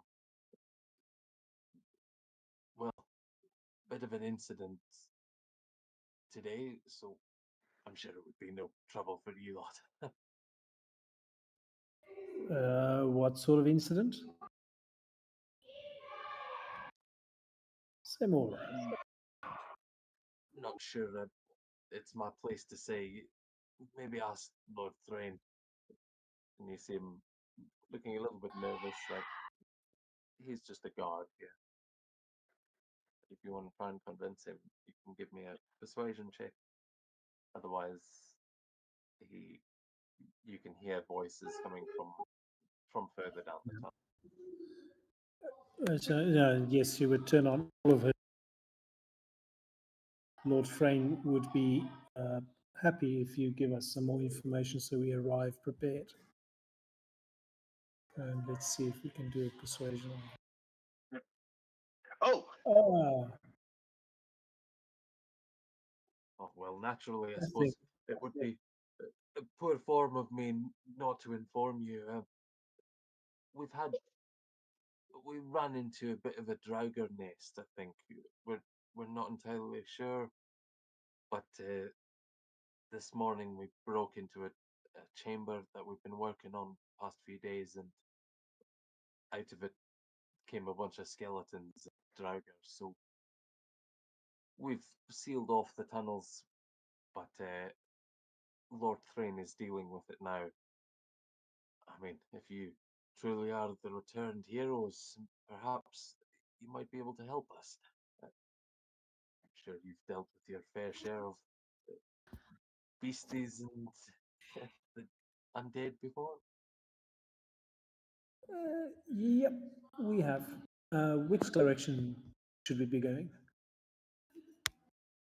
If you just head down the tunnel here, hang a left, and then a right, you'll see the big. There's two big doors there that's where we're holding them. You can head through those the first set of doors, though. Thrain should be in there. yeah. Oh, by the way, DM, can you give me control over Ariana's token? Since Gorm usually has control over Ariana.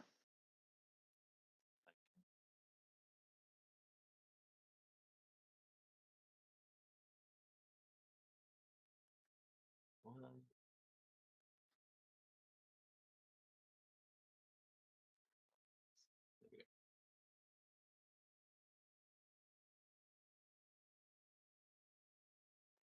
Oh, and they've got the cool beats now too. Right.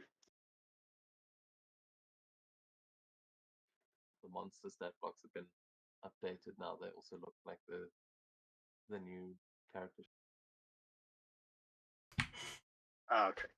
Oh yeah, I totally forgot that it was also in 11. I thought it was on year 12 version. Yeah, So- me too. I Guys, was I'm going to actually- switch to GS mobile mode for driving back home for the next 15 or 20 But the minutes. only so I can do thing it very they have slowly. is region. Oh, okay, so while you guys, while Svenja has been talking to this guard, what are the rest of you doing as he's now let you all into the excavation site?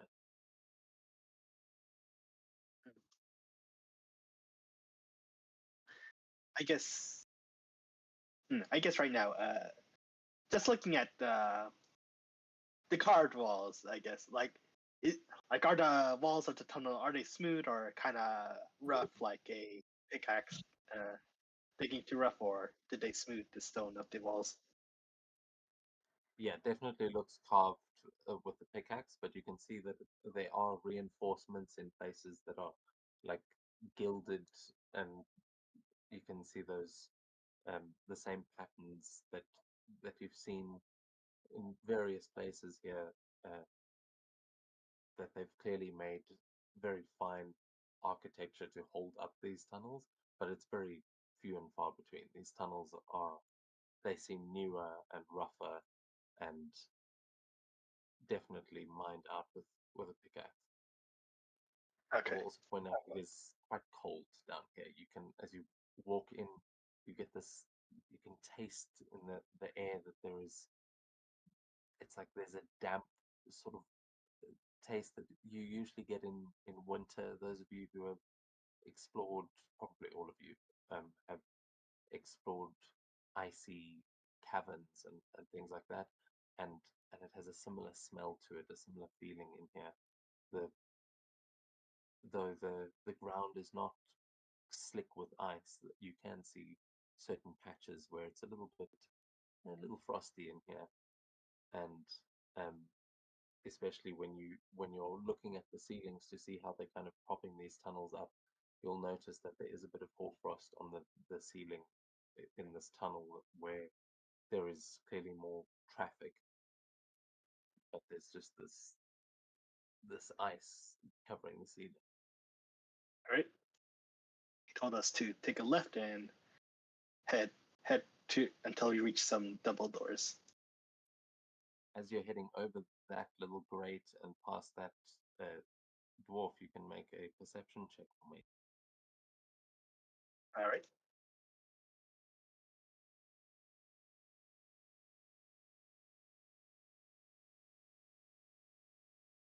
Pickles.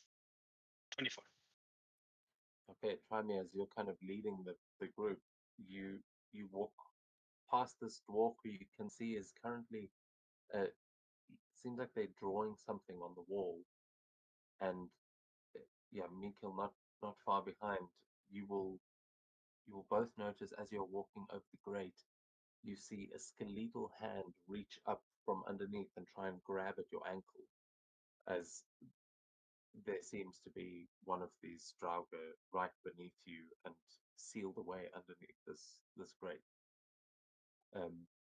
And you can see that the Djurgar that is standing here, the Dveigar, I don't know what we're even going to call them, but also a dwarf. You can see with darker skin, who is currently writing something in Dwarvish on the wall, and I don't know.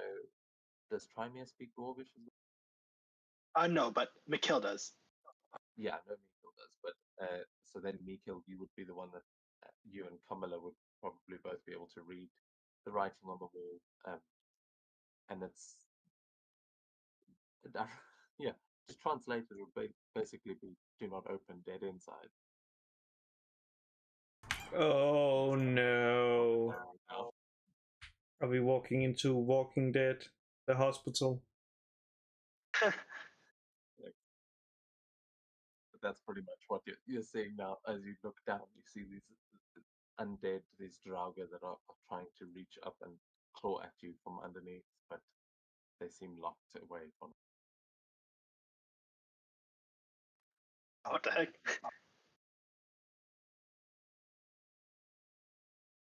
I just walked. Oh, what the fuck? It seems like it's like a Baldur's Gate 3 moment. You accidentally dropped a barrel of smoke powder on this. Yeah, that was weird. Hold on. Let me.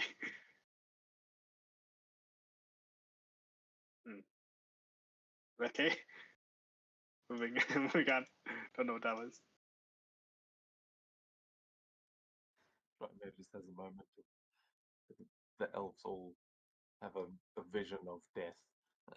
This is a dangerous place as you kind of approach and you see that there is, yes, right now your token is standing in the river that is running. You can see it is coming from the wall, and this is probably the same river that runs outside, that runs right through Proud. Yep.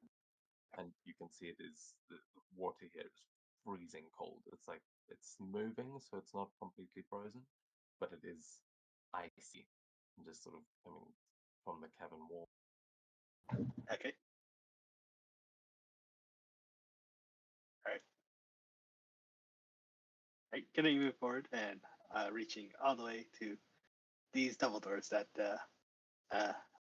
dwarf we met was talking about.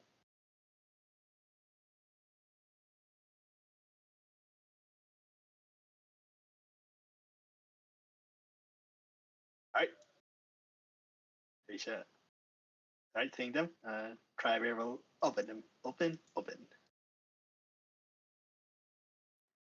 Open the door to as you kind of arrive here. You see down at the bottom there are three dwarves sitting around a fire that are just in conversation. And as you open one of these big double doors, you see another fire pit similar to that on the other side, but it seems that this room is empty.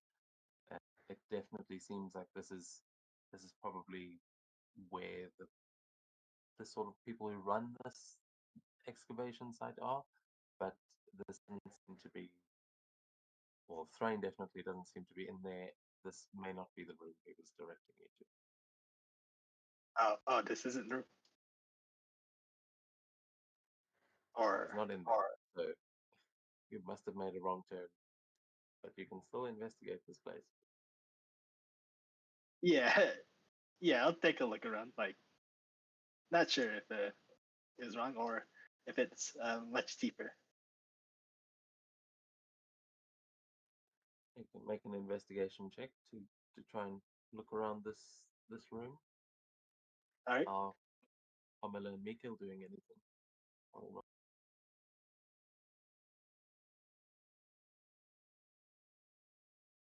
Can I eavesdrop, like, on these, I assume, dwarves?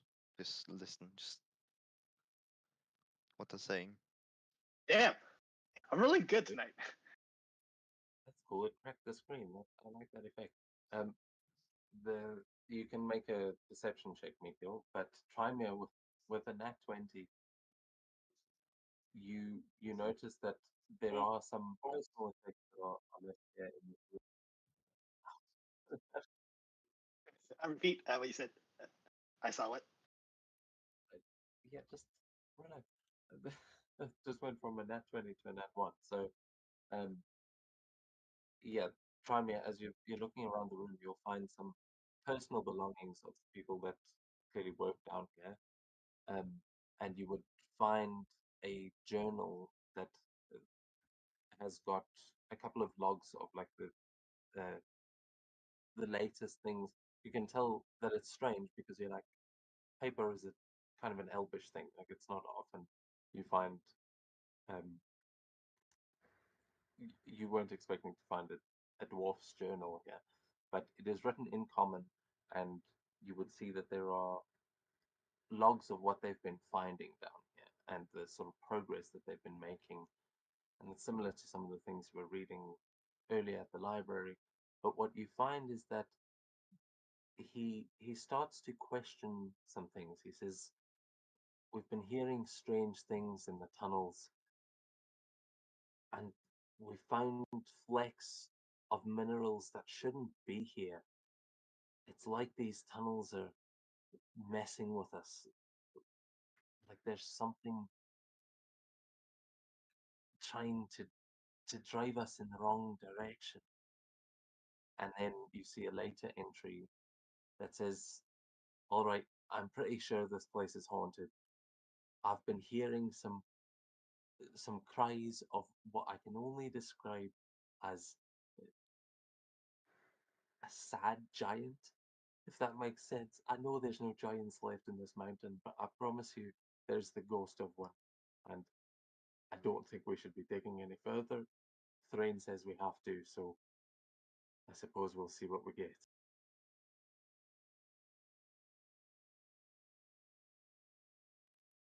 And Okay. alongside that, you would also find a key. Ooh, okay, a key.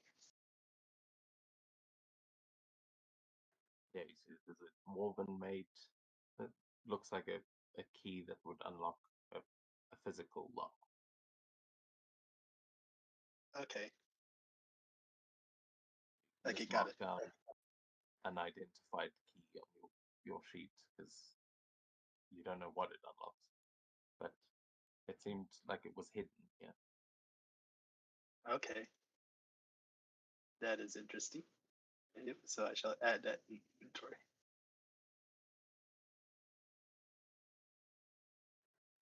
As for Miko outside, you hear that these guys are talking to each other and in Dwarvish, but and you're kind of trying to make out what exactly they're talking about. But it's like you haven't actually been around. Well, I suppose you've got the dwarves that work in the mine in Braudevik, so you've spoken with them and you kind of have probably learned Dwarvish from them even.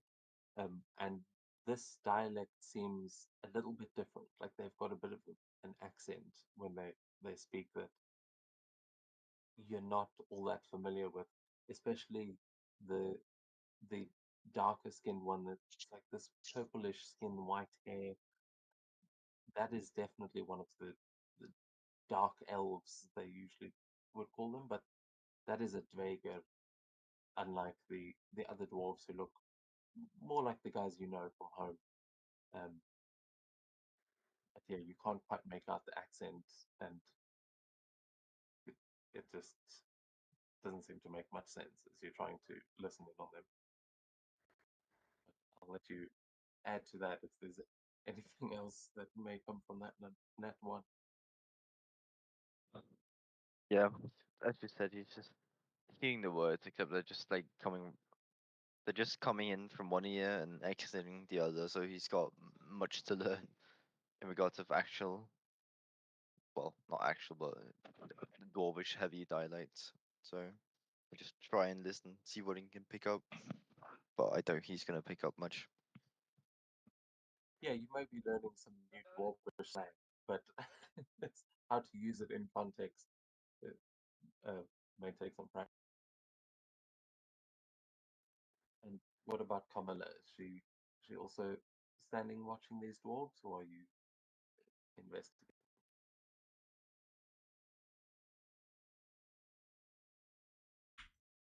Of course, I watched the dwarf. Who knows what they will do? Maybe they just gonna go up and lock the door, and then draw the rune of death and death on the walls inside.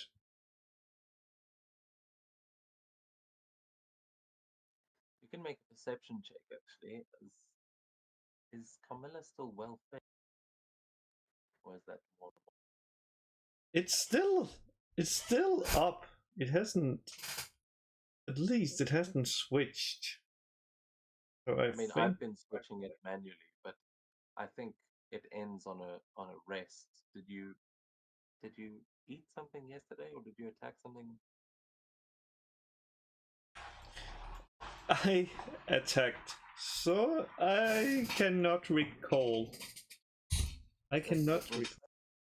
Because you didn't fight the bear. I don't think you did. I did not try to eat the water elemental. No. Yep, and you did purchase dragon's blood, so you have some of that. That is for emergency only. Okay. So then I think you're not frenzied, but I think you're at your normal state now.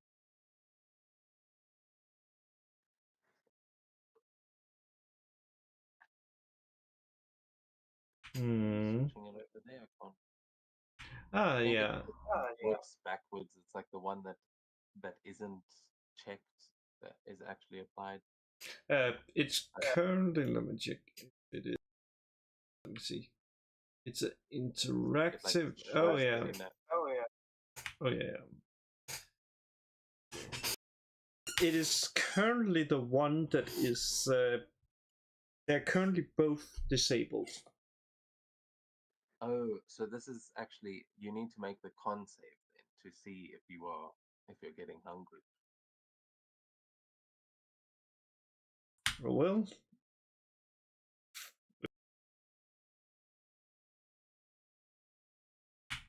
Okay. it's fine. There's a lot of snacks.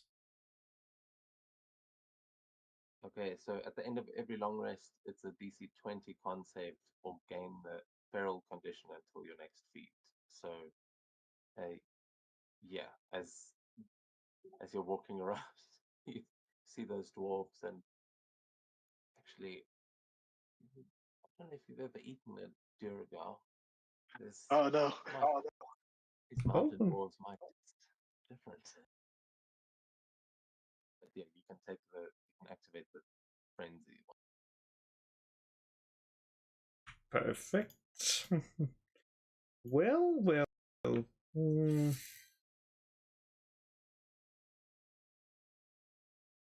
I know exactly what it's time to. It's time to sneak.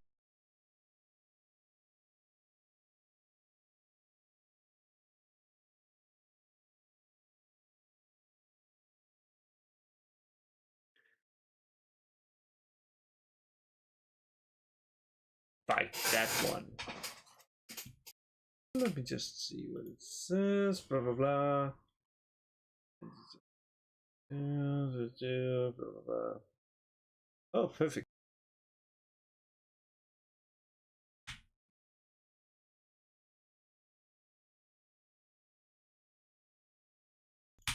Perfect. You're trying to feed on this dwarf, who you can see is kind of looking over the edge into where there's another dwarf working down below. Well, But he's just kind of leaning on the railing. well. No one expects that. Oh gosh. Wait a So second. you Oh, can yeah. also make a stealth check to see if he notices you walking up, but you'd have advantage because he is not paying attention. And yeah, you've got advantage on the bite attack as well. Yeah, let's see. He never noticed me. I was never there. You're a shadow. Yes. Let's see what this blah, blah. No.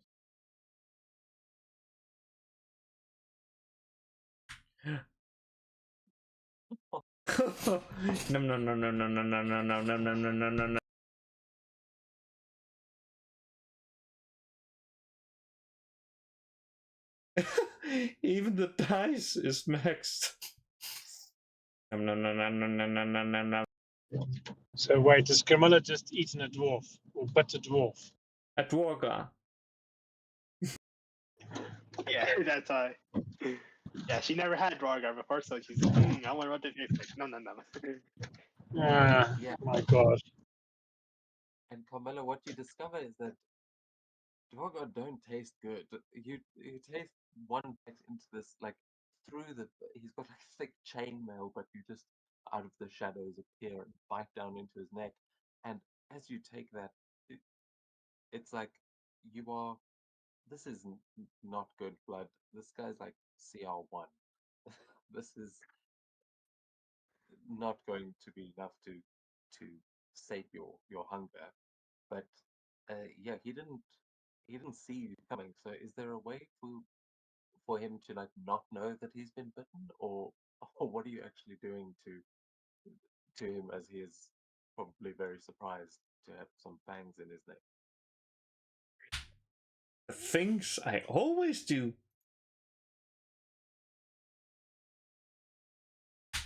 I look at his senses. You were never there. Oh no. Happened.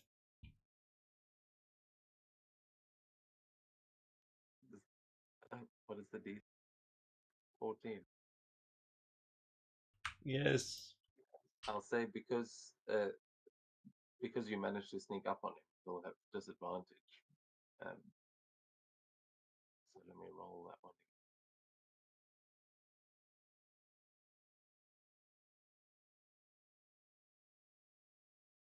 Okay, so yeah, my roll's private. My bad.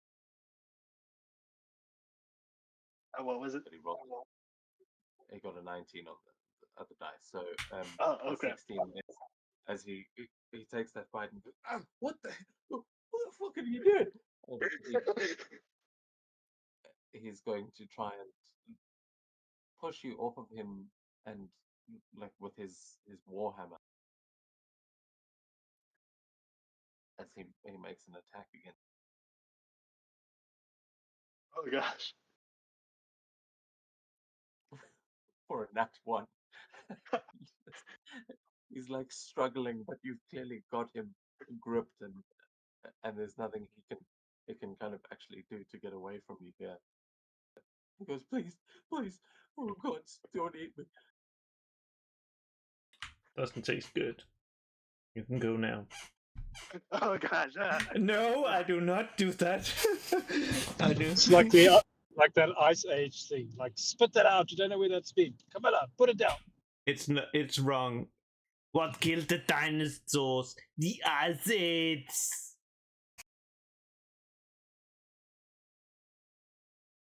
What the hell are you? I am what lurks in the shadows. Now, every time you goes to bed, you may want to have a light. Never know. Else lurks in the shadows. I'm the nice things. I'm just walking into this room. You can intimidation check as well, which I believe you have advantage. Let me just see. Oh, Yeah. I love it. I love it. Okay. That's so close. That's Wait. decent. No, that'll succeed. As you just like is sort of holding onto his neck and like barely turns around as you walk away. Like he's just frozen in fear, and then he goes, "Dee, Dee, you're all right. You're all right, Maud." And he's just gonna walk off to his hammock and sort of consider what he's just been bitten. Like, that was probably nothing. It was probably just a bat. No, I mean, oh shit, that wasn't a bat. That was a fucking arrow. And you can hear him sort of whimpering as he goes off into it. That was chaotic. Oh boy. Yeah, I mean, Trime, you see Carmilla open the door and walk in, like, wiping the blood from her lip. Yep. He's spitting some out, but it doesn't seem to be have enjoyed. Yeah, Trevor is just. I think at that point he's just focused on. He like finished reading the journal and took the key and left the journal here, but he took the key. Yeah, it's just Driver's curious, but at the same time, he's like, just like, I don't really care what happened. And yep, since what was his name again, Lord Tanavir. oh no, Lord Drain. Is it here? Yeah, it's gonna continue looking for him. Yeah, you'll see where Svenja is standing. She's kind of, probably pointing to the doors that the guard was actually directing you to, that seem to be sort of below her on the map. Oh, okay, gotcha. So heading back to it.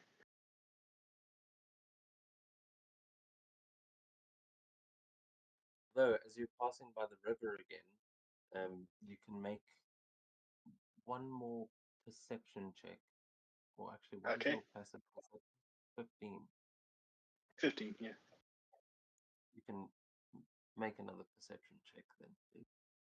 Okay. Yep. Let's see if I roll good again. I've been rolling well this session. A lot of high rolls, but I feel like that may change now. Now that I said it. I jinx it. Yep, I jinx it. Dang it. 7. Yeah, you hear the kind of rolling, crashing of the water coming from the walls, and the slight whimpering coming from the other side of the chamber, but yeah, you don't notice anything other than that as you approach Svenja. Yep. And yep, and he waits for the other people to other party members if they're ready to head towards this other double doors.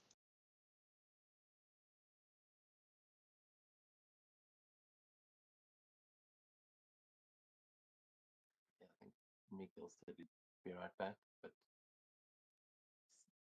Kamala just hanging out in the corner.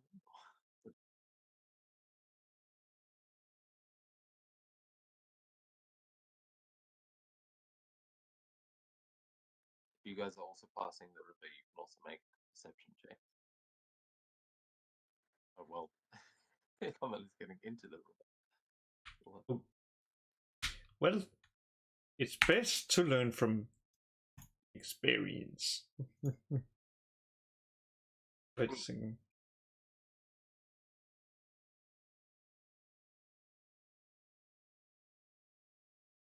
Okay, so Mikhail, I'm gonna move you back to the river.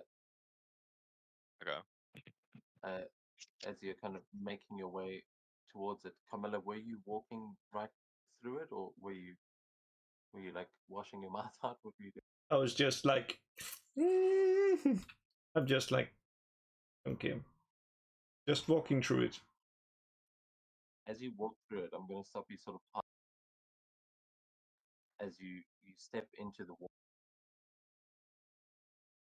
A hand is going to grab onto your back and lift itself out of the water as you hear this like this growling sort of roar. As Mikhail, you see this, and Camilla, you notice it with enough time to, but you notice a frost drauga that has pushed its way through and just kind of fallen through this waterfall. Mikhail, you notice it first. You actually see it kind of fall from the waterfall. Can we adopt him? And into the bottom, and then Camilla, as that's just as you're stepping into it, and grabs it.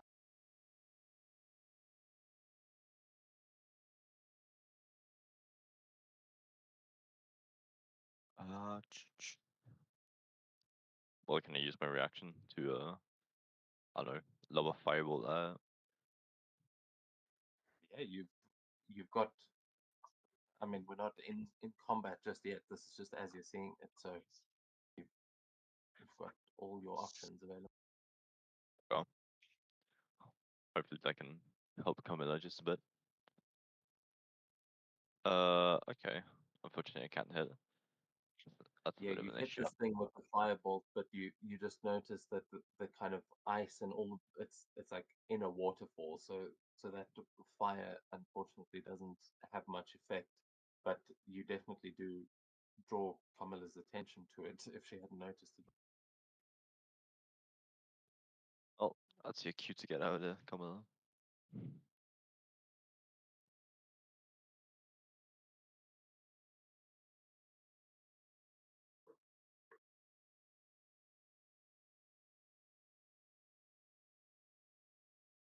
Camilla,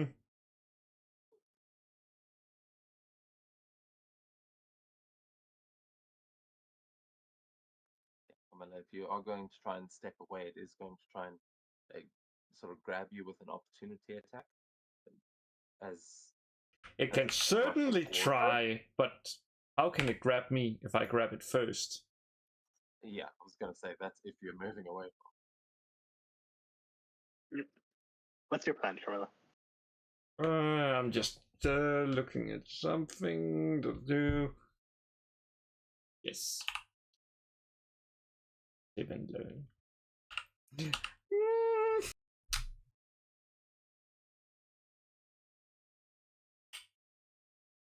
Oh well. The plan is to grab it and then we take it with us and we adopt it and we name it Sven.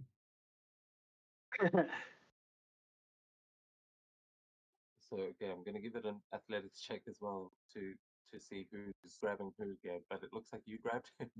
You got an 8. You've got him grappled. Really, Sven? Rude. Yes, we're gonna name him Sven. He's gonna be Yeah. our best friend. I would say if we had a Paladin Oathbreaker, they actually have a channel divinity to control undead. Fine. Do the condo break. You will control Sven.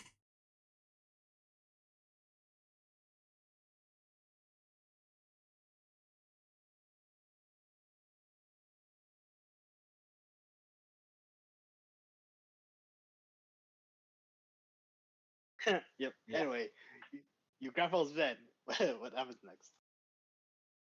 The next idea is to get him on land.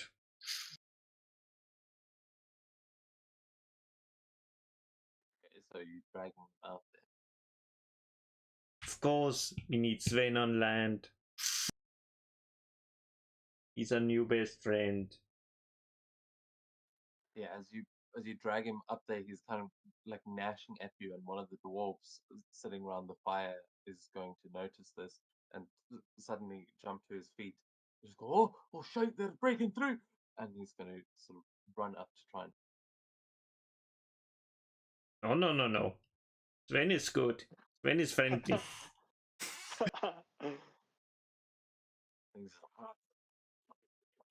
As you're just kind of holding him by the horn on one of his helmet and just keeping his head away from you. Yes, clearly friendly.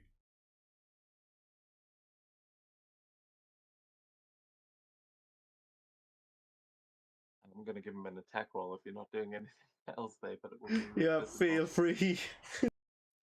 Oh. 10, Oh. yeah.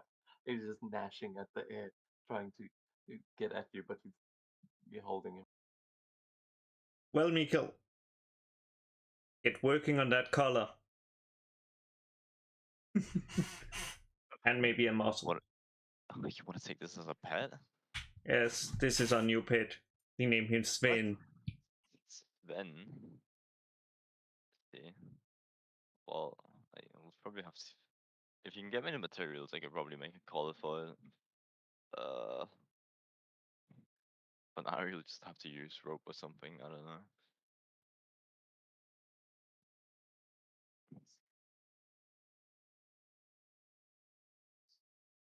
That escalated quickly.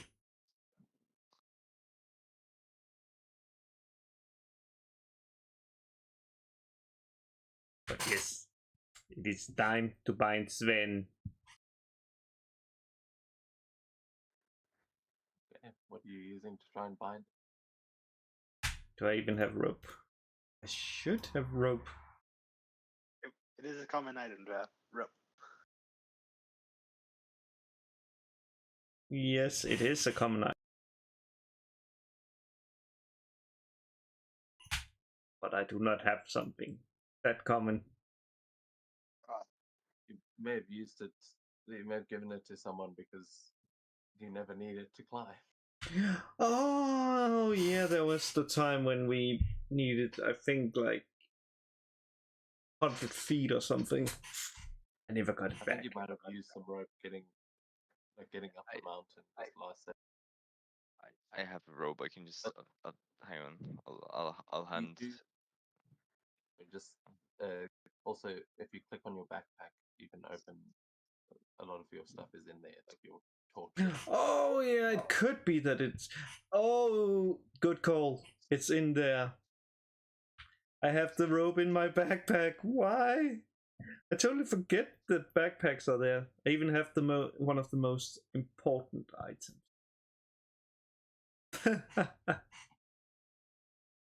Yeah, as Camilla's sort of trying to rummage for her rope while holding this creature. It's like it's only got so many hands. Mikkel, what were you doing? I'm just in awe of what Camilla is continuing to prove, and then I'm just thinking of like how fast it's gonna die again, because that seems to be the trend for anything that Camilla takes us ahead.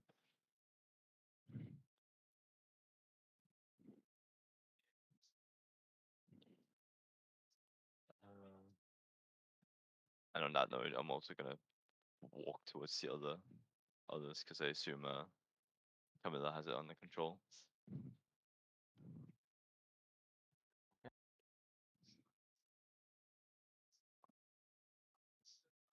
At this point, Camilla, it is still trying to attack you, and you see it forming ice into its mouth that it tries to pull at you in this orb of like just cold energy.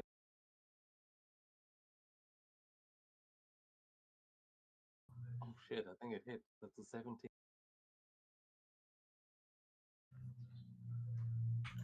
Yes.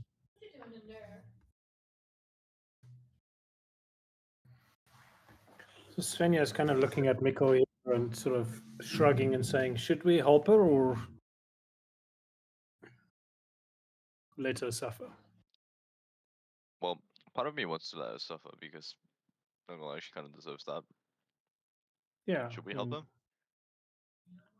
I mean, it's Camilla. She'll probably make it back safe, right? Yeah, well, she seems to be a little bit crazy right now. I mean, what the fuck? Biting people, wrestling with the undead. I don't put it past her, to be honest. I'm gonna see what the others are doing, to be honest. Yeah. Good luck to Camilla. Okay, so she sort of nod and shout over to Camilla. Camilla, stop playing with your food. Sven is our new friend. He's What? gonna be the You're calling best him companion. No, she's now offended that you've chosen to call him Sven, so she's going to lash out with her spear and try and kill it. And I don't get any flanking bonus or anything. Oh my god! Oh lovely. crap! You're already No. dead. Oh, is it Attack fate that Sven? Man, is it That's fate that one. Sven should survive?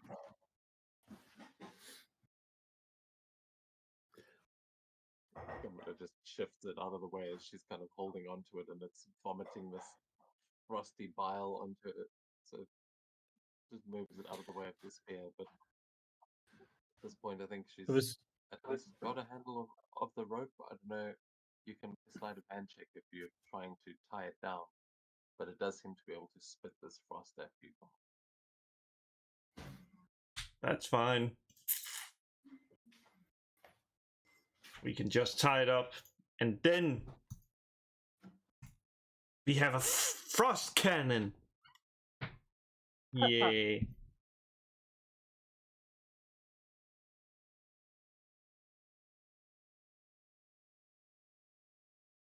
Makes you think of those drakes from the Shadow of War game, where they're tied up and they're used as like fire cannons. Oh, yeah. Been a while since I played that. Camilla's going to be Michonne from the two.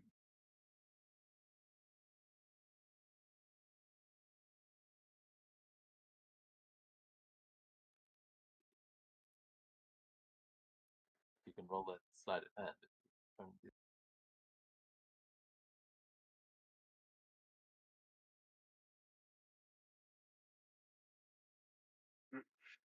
I'm interested to see how this goes. It's gonna go so well. Oh yeah. 17.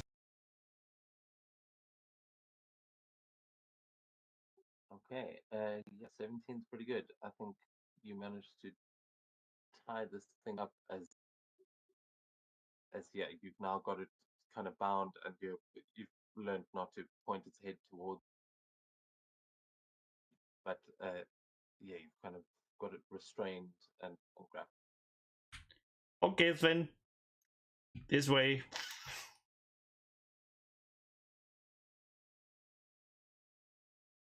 Yeah, the dwarf that was standing watching this is just watching in awe, like he thought this was the invasion. But he goes, wait, if one got through here, I think there could be more. Oh, shite. Boys, come on, help me. And the other two are going to rush over to try and kind of protect this little entrance as you drag your new zombie.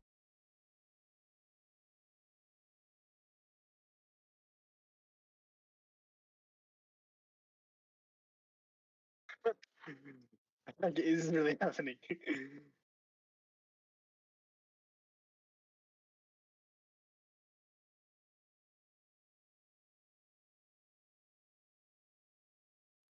Okay, so yeah, maybe the rest of you carrying on as Camilla's now got this. Are you gagging it as well? By the way, are you like doing something to cover its mouth, or are you just Oh, yes. Yes. I'm gonna cut the. Let's see here. Let me just check. Oh, yeah. I know exactly how I'm doing. Just since I have a piece of. Since I have some leather armor, well, I'm just gonna cut that leather armor. I'm gonna cut some of the rope. Then I'm gonna make a makeshift what you call like a gag, or what you would call. Yeah. So in case it's like, okay, Sven, you can now breathe. Frost on the other. Yeah, it makes me think of it. You're making like a face mask, since you mentioned you're using leather as a gag. Is it like a face mask? Yeah, I mean the leather bite is would not be a strange thing to make. You can make another sleight of hand check to see though if you're able to do this while you're holding this thing, because it is still trying to get away and like try and attack you, but it is minds and. God damn it! It's a 7. Wait, that means it gets in the box. Perfect. That means it's going to get one more freezing orb attack as you're trying to cover it. But it misses with a 12 as you just kind of block it with the leather, and eventually you manage to get in there. So you are able to put that gag in. That was just to see if it got an attack against you, and it missed. So you've got this thing bound and gagged, and it is still very much aggressive. Now, Sven, go find others. Go find them. Then we can add more to our party.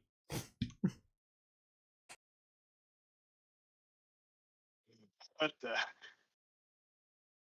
Yeah, but Okay. definitely, if it can track things, it seems to be living things, because it's now sort of trying to go for Svenja as well, but it can't attack now. You've got this thing bound. So Svenja's going to walk over to in front of Camilla. Camilla, do you wear a helmet? Do I wear a helmet? Yeah, so do you wear any Yes, I helmet? do. Okay, so she's gonna, with her knuckle, she transfer her spear to her left hand, and with her right hand, with her knuckle on your forehead, knock like really loud and saying, "Are you fucking insane?" Now we have a pet. A friendly pet.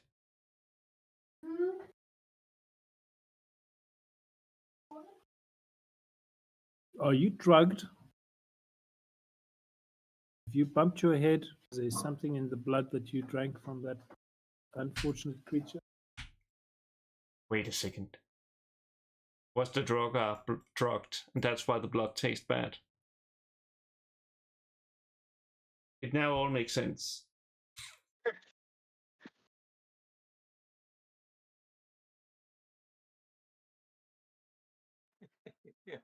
Yeah, you like feeling this sort of drunken dwarvish maid in your.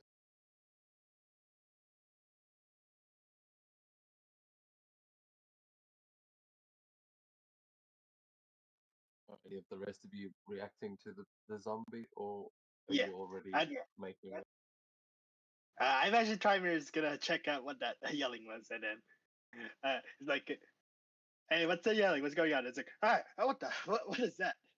What are you doing?" It's Sven. It's our new friend.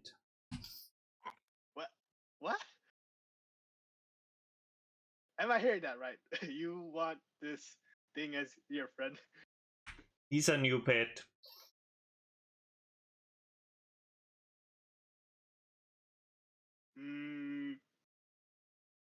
Driver's gonna cast Firebolt on it. Can you do that? No. Interpose.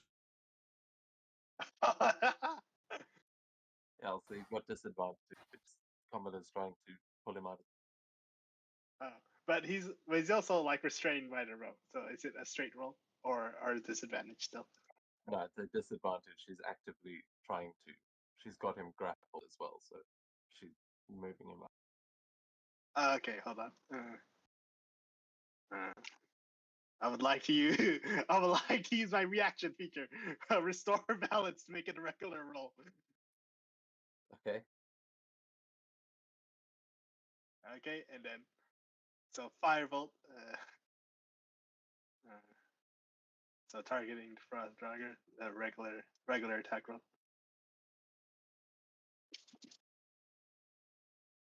Ah, 15. Okay, does not hit. Sven is protected. Oh, really? Yeah, I think it's time that this ends. Let's poke it with our rapier.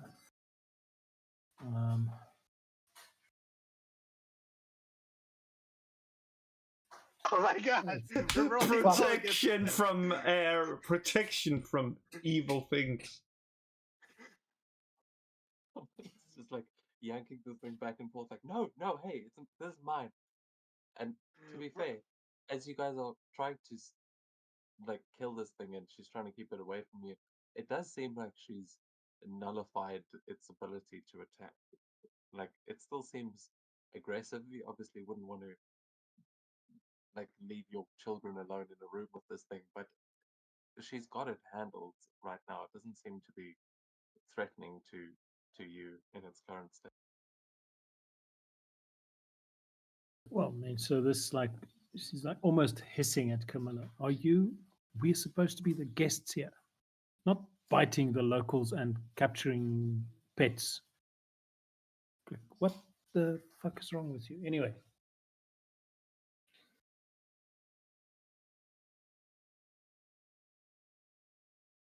I mean, not that Camilla gives a shit, but she knows when Svenja is pissed off at her because it's not the first time in the last 22 years that she's seen Svenja pissed off at her, and Svenja is pissed off. Sven is also a guest here.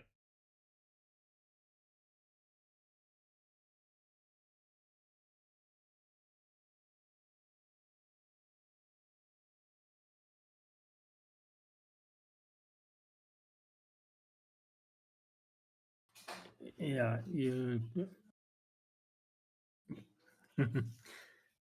Svenja is not even going to bother responding to that. So go ahead, then lead the way. oh, oh my god, is this really happening? Yes. Yes, the plan works. Yeah, and the dice are on your side, Carmilla. Like we were all rolling low. First it was who? Okay, there we go. Oh yeah, as Camilla walks past Svenja, she gets whacked on her ass with the rapier. That's sort of non-lethal. But yeah, it's like Svenja whips you. That's fine. Yeah, yeah. I must say, Sven is I don't know. Is it fate because our dice attack rolls against the Sven is we're low, all of us. It was Mikhail, Trimir, and Svenja. We all rolled low against Sven. So yeah, I guess this is happening. Yeah. Also now, Carmela, I've attached it to you, so when you move, it should move with your type. Yeah, at this point, DM, are you gonna rename the Frostdrager Sven? That token now. It's gonna be called Sven now. Yeah.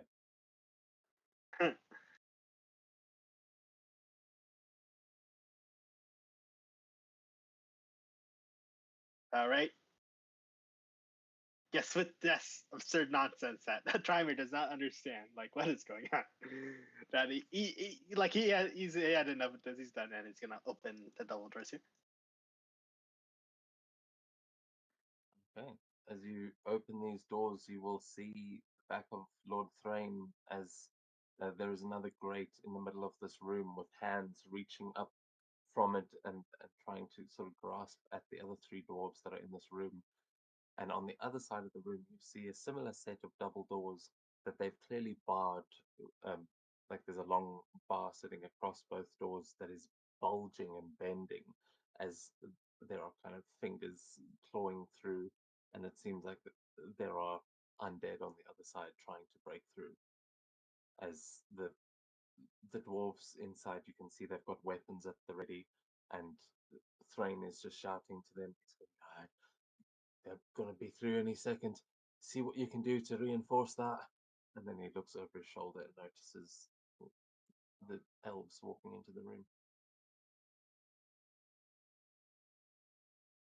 Yep. Yeah, Trimir enters and says, Lord Drain, we've heard that you are encountering some issues. Oh, hi.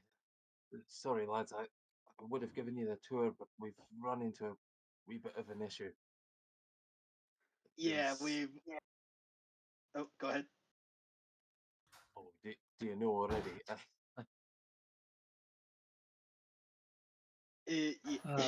Like looking back at Carmilla's Sven, yes, we saw one. Svenja would just from the back say, just ignore her. She's an idiot. How can we help? Hell, you captured one. Well, I can't say I've seen that before. I was going to ask you to perhaps help lend an axe, but you're not like Draugr sympathizers or something. What, have you got a way to bring them back to life? No, she's an idiot. Ignore her. So like gives Camilla another swat with the rapier. She hits it and then he steps. She doesn't want to. She wants to see this one that Camilla's got captured. How many do you know? How many is behind the door? There's a whole horde of them. We're not sure what we've just stumbled into. Seems like some old burial site. These mountains are riddled with the remnants of ancient wars and many battles fought, but well, we found some strange teeth in the ceiling and tried to uncover it. We thought it was some kind of mineral, and they just started crawling out of the walls, and there seems to be a whole chamber of them. So they've taken over 2 of the rooms so far, and it looks like they're going to break through that door in a second. As you see the other dwarves just kind of piling what they can up against the door. He says, I don't know if you've got any bright ideas.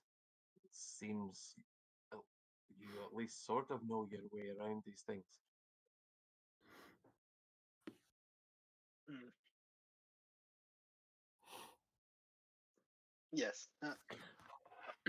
I believe we can lend some assistance on this. I mean, so in Svenja's previous encounters with undead, there was always a necromancer or a controlling Draugr or some sort of creature. I forget the one that stared at her right at the beginning. What was that called again? Yeah, it was the thing from Niflheim. Yep. So is that kind of the lore that says where you have a horde like this, there is a controlling undead of some sorts? Not necessarily. They could be. It could be like a place could be cursed. There's usually like the Draugr that you're looking at looks like it was a warrior. Like it's clearly it has. This one isn't armed, but it has got remnants of armor on it and a helmet. That these were probably these are probably spirits that weren't able to go to Valhalla. That there's usually they died in some unjust way, or there could be something like that. You can make a religion check if you'd like to see if you know anything more about the sort of lore of how these things are made, an arcana check if you want to see about if they need a necromancer to be controlling. The other thing was called There we go. Let me check with the Arcana for controlling. 25. Okay, 25. Yeah, you would know, not necessarily. So there's Okay. that has been a common theme amongst how you've encountered them before, but you can also see there's the Draugr that Camilla is holding seems to actually be a fairly strong one. The ones that you can see trying to break through the door look like they might just be skeletons. They probably aren't particularly dangerous, but in numbers they could obviously be a serious threat. So, Okay. with the 25, I would say you could, if you were able to get more information, you'd be able to tell if these things are under something else's control or not. But right now, it seems like they stumbled onto these things that were already there. They've just opened a cavern that was full of skeletons.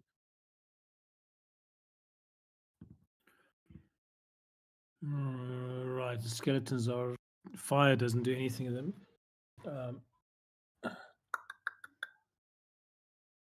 What tactical advice would we give here? Don't, just stand, hold the doors, don't let them surround you. Oh no. With a 25 on Arcana, I will just point out, I'm not sure why you say fire doesn't do anything.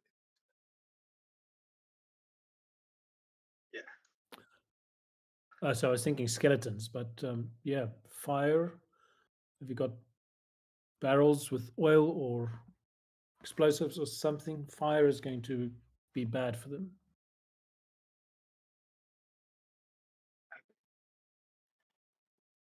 Well, we were thinking they may break through that door, but we could funnel them into this room, and I'm sure we could bring some barrels of oil, maybe even some smoke powder. We've got some blasting equipment, but I wouldn't want to create too much damage if we can avoid it. Yeah, fire should be good. Right. Let's see, Hickey, go see if you can work up a couple of barrels. Oh, actually, he shouts. He shouts around the corner. There's two dwarves out there. They're like, we'll go find some. Don't worry. And they will rush off to go and gather some barrels. Yep. And right now, is the door. Right now, the door is barricaded, and does it look like it's about to break? Yeah, it's bulging and bending. You can see the wood is kind of cracking. The reinforcements that they've just pushed up against the door are letting it hold a little bit longer, but yeah, you've got minutes at Okay. Trimer will assist by. He's gonna cast a spell. He's actually gonna cast a spell called a fourth level spell called summon. Yep. Okay, there we go. Oh wait, but first he's gonna use one of his metaphage spheres extended, so its concentration lasts twice as long. So gonna cast control construct, summon construct. All right, and I wonder is that token? Is there a token on the field somewhere, or okay, not in the very millisecond that you've said you're going to do a thing. I can try.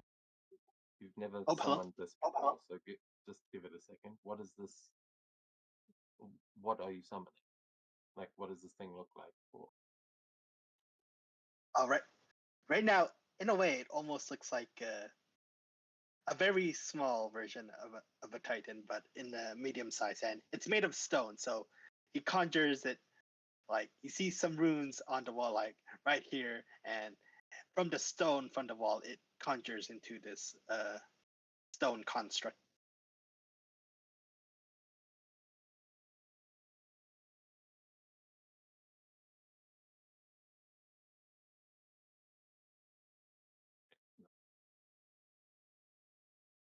Okay, can you control that?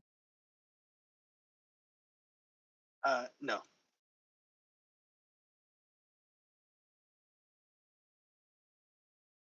just 1 second. I'll give you.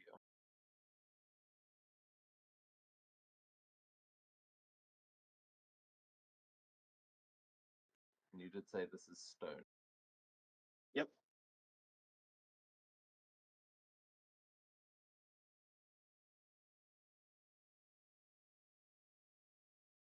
Okay, there we go. Okay, there we go. Yeah, I see its features.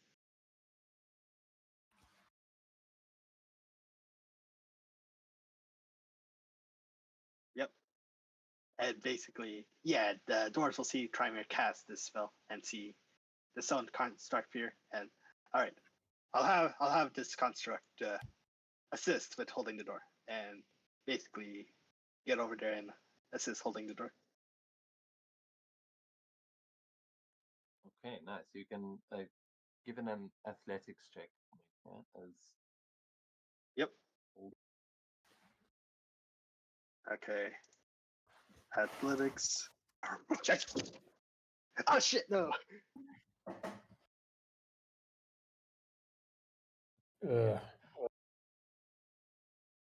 So as your construct goes up and pushes back against these doors, it's like it pushes the doors closed and is kind of holding it there, and then you hear it like quieten down for a second, and then the skeletons make another push, and just as the other two dwarves are rounding the corner with a barrel of oil, the doors smash open and sort of onto your construct.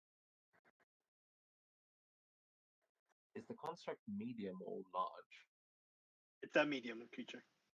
Okay. Making sure there. So yeah, then you and this Duragar are going to be the first, or the construct and the Duragar are going to be the first in line as the skeletons break through the door, and we are going to roll for initiative. All right. Just let me get the tracker.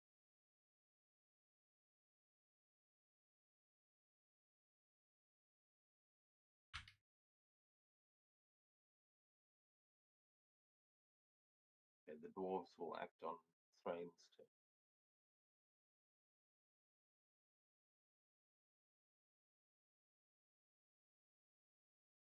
I'm not rolling so high on this.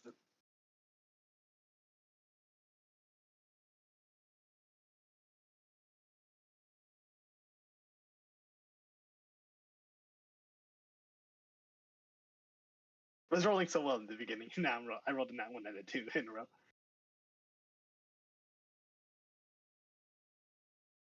Why did this thing not put me in the initiative order? You are in. You are in the top. Yeah. Okay. There we go. Sorry, it was underneath something else. Oh, Cool. God. Okay. Well, I think that's everyone. So, yeah, it looks like Svenja, you're going to be up first as you see the construct trying to hold up the door, but the door giving way.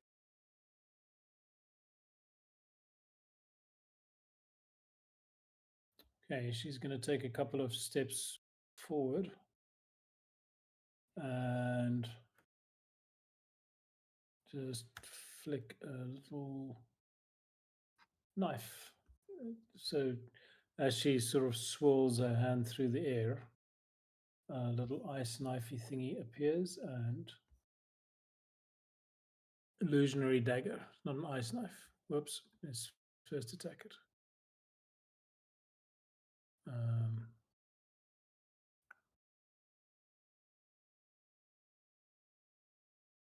I have got no idea what happened there in terms of attack roll and damage. It was badly injured with that. I don't know where the attack roll. Yeah, I think I clicked it sequence round. Let me just attack it again. It's not rolling for a hit. Weird. Okay, just roll a d20 plus your spell attack modifier. I don't know why that's.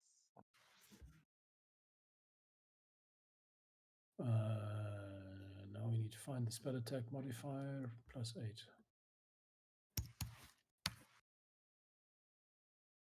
+25. Yeah, that would hit.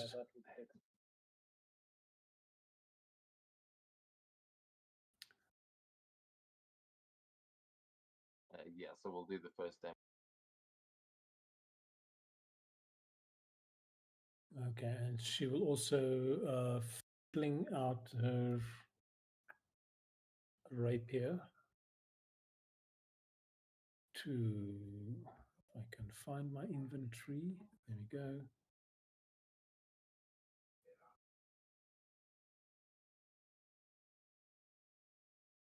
To here and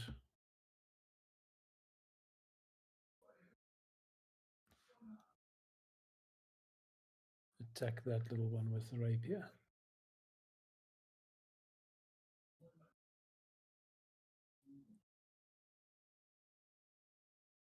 Oh, crap.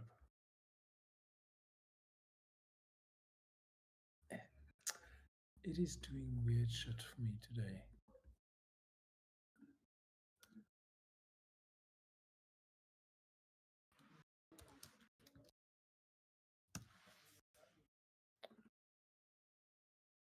Bear with me, please. 1d20 plus.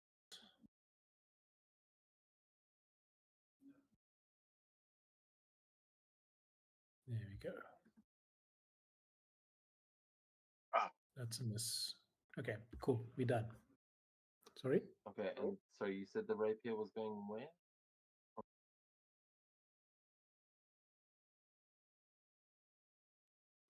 So it just said it's down on the side.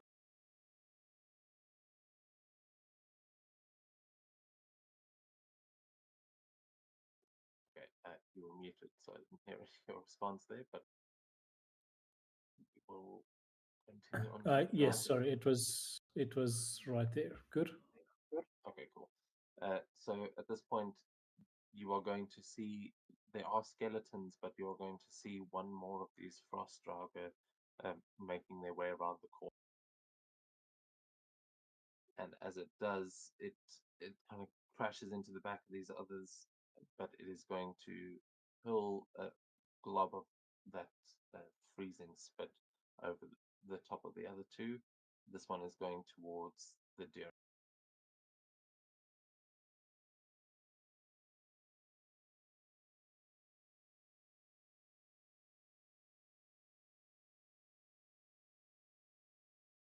Oh no. Oh, ouch. As it just covers him in ice, and he stumbles back screaming as the frost kind of burns him. And we go then to the skeleton, who are likewise going to attack him. One will go for the construct model.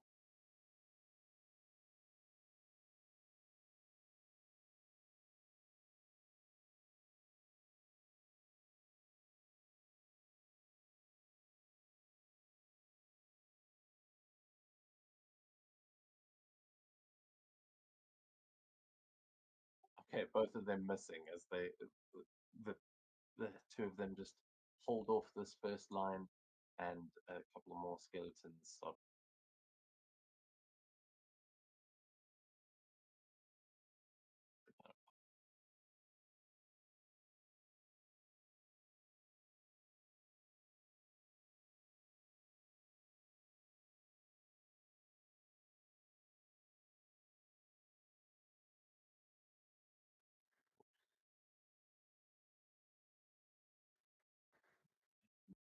Skeleton may have appeared, I'm not sure where.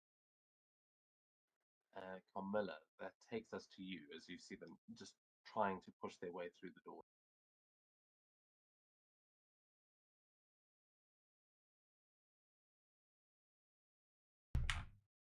Hmm.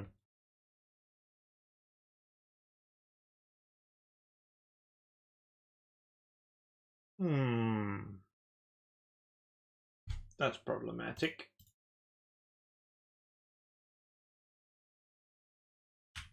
Let's check the range on that thing. I'm sorry. Let's click. It's the thing. Let me just see what it says.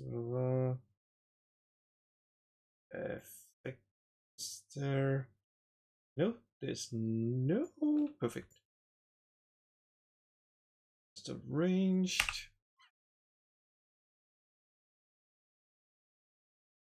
So let's see here. Assume it will then ask it for the save. I'm just gonna. Oh, that's lovely. Just gonna.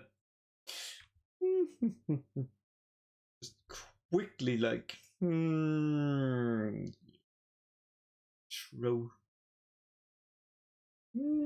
What will I throw? I'll just throw up here. I'll just throw a torch down at it. It just freezes, and when it lands, it's just cold as it fails to. Yeah.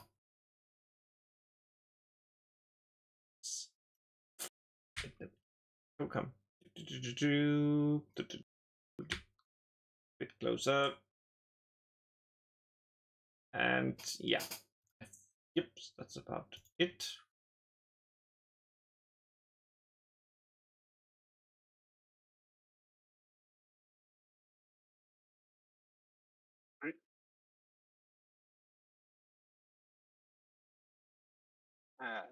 Primary will. He's got cat. He's gonna use his meta magic wind, where he's gonna twin two uses of firebolt. So instead of one target, he can target two creatures with firebolt. So target does two, and Uh, so firebolt against this one here. Okay.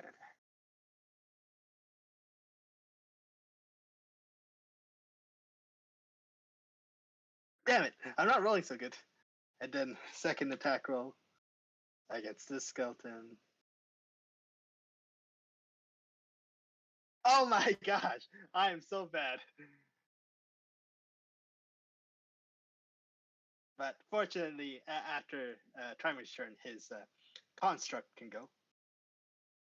And so he's going to move forward and he's going to make 2 attacks against this skeleton here. So slam. There we go. 27.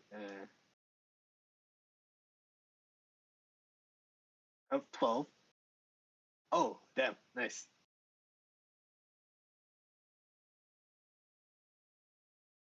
Okay, and then second attack roll. Oh, okay, and then slamming.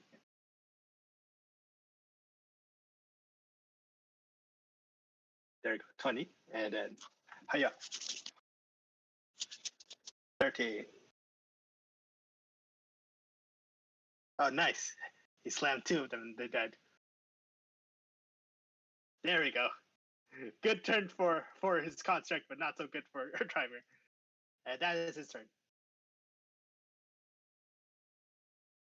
Okay. Just to double check with the construct, is it a bonus action to command? Oh no, it takes its turn after mine. It has its own separate turn. Action, bonus action, and reaction. Then that takes us on to Mikil, as the first couple of skeletons seem to have been destroyed. Okay. Well, first things first, obviously, I'm gonna do the old faithful called Heal of Faith.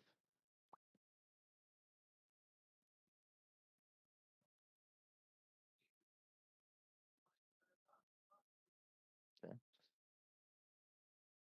Yeah.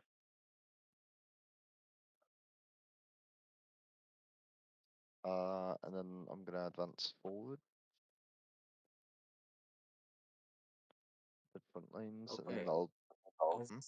Sorry, just as you step onto that grate where there are hands ripping up towards you, I am going to ask for a dexterity saving throw to see if they grab you. However, because you're next to Sven, you're going to have advantage on that because they are distracted by the fact that there is another undead up there, so they might not notice.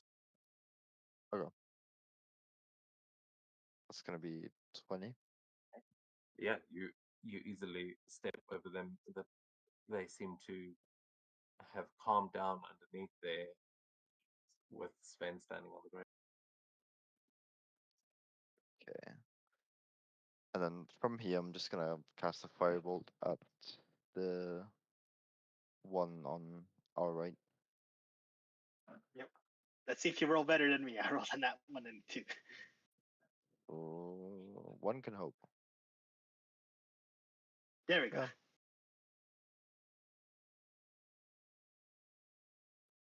11 points of damage. I don't have any more actions or things you can do, so that's my turn. Okay, nice. Yeah, you do hit that one, and it kind of clatters back against the wall. But the dwarf is going to try and follow up your attack to finish. Just going to move some of them.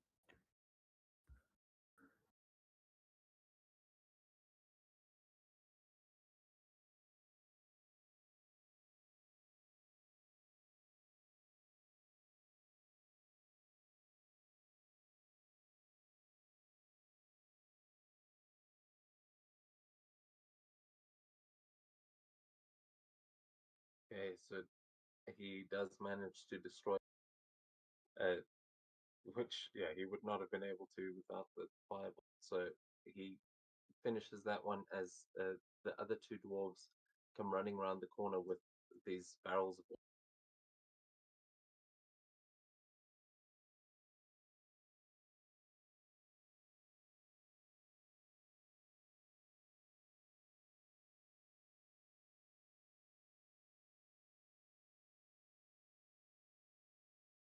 they'll kind of run down just into the middle of the group and just pass the barrels along as and when you need them.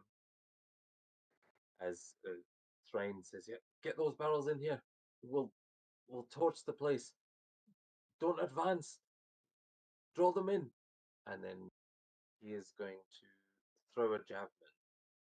Oh, actually, he got a.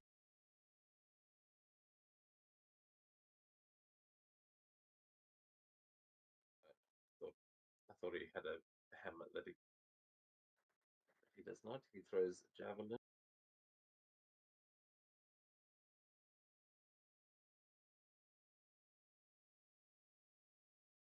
Oh, actually, he's going to use call to attack, and he's going to call for the for Mikil. Oh wait, does it say a weapon?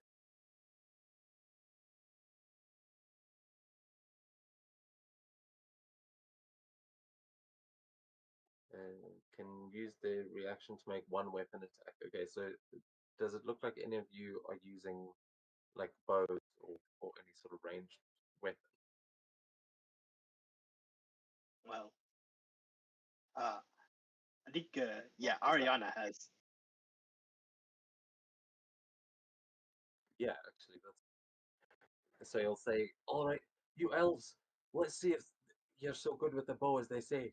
And he's going to call to attack, and Carmilla, Ariana, and yeah, or Finway. He's just seen that Trimia's slinging spells, so he calls to Carmilla, Finway, and Ariana, and you guys can each make a reaction. You can use your reaction to make a ranged weapon attack.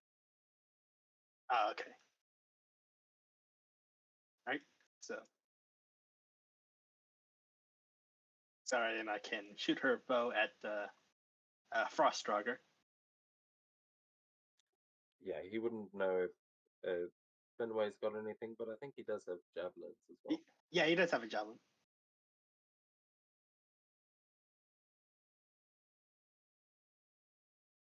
Yep, 21 hit. Next, 11. And then Finway's javelin throw.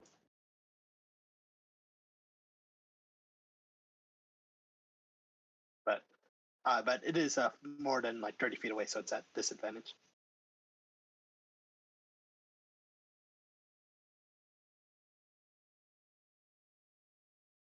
Yeah, it misses. Okay. He's like, you throw like an elf. But with that, yeah, Kamala and Ariana pepper that thing with arrows, and I think, yeah, the other two dwarves are waiting here, and at the top of the round, as we go to Svenja, I'll say you can, as a sort of like narrative action here, the whole group, you can decide what you want to do with these barrels that they've just brought to you. You've got, I'll say you've got one barrel of oil and one barrel of smoke powder. It's up to you which you want to use, but the oil would be flammable and the smoke powder would explode violently. What would you like to do? Can we hear if there's more skeletons coming back? You can hear that they're coming from underneath the grates that are kind of below you. You can hear there's loads of them underneath, but it seems like the only path that they have in is the set of doors or the waterfall where the other one sort of squeezed its way through.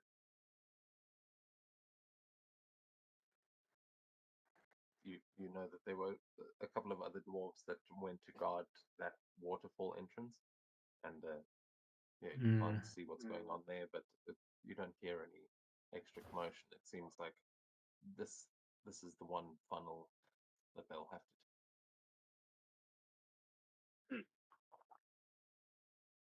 Avatar, can we attempt to re-barricade the door and then see once more of these undead scutter around the door and prepare our trap? Everyone really runs out of the room and lights up the trap when the skeletons are funneling in. I'd say you can put the barrels somewhere. If you can pass it down the line and get it to the front of the pack there. The door is destroyed; it is shattered. But Okay. yeah, you could come up with a creative way to barricade it again. But it does seem like they are. Yeah, I mean, you've broken that first line, and the other two are very quickly trying to follow behind. This is just a momentary. You can kind of bring those barrels into the room and do something with them, but creating a whole barrier, you may have to actually do something on your turn to try and do that. Okay. I'm going to propose we bring the oil barrel in first and sort of position it for now here and prepare to light it. We want to make it go forward. She's going to have to weave her way a little through for her turn. Don't know how much movement I lose. Well, the barrel would not be your action. This is kind of a group action at the top of the round before it goes to your personal turn. So you can just tell me where you're putting the barrel, or if there's something in particular someone's doing with it. But the whole team can kind of describe just from where they are what they're doing as the barrel.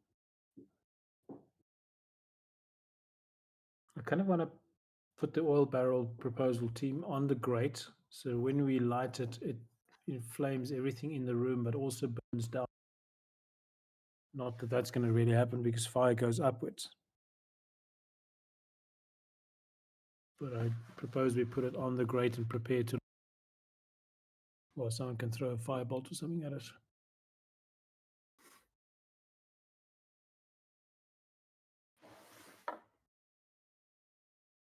Right, everybody happy?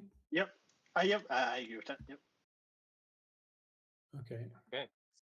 So they pass that barrel forward, and it goes along the chain, getting to Kamala and Sven there at the front as you get the barrel down on the middle of the grate. And then we go to Svenja's turn. I will try and put down a token for the barrel, but here's your. Yeah, so I wanted to try and make her way through to probably about there-ish, but it looks like I've reached the end of my movement.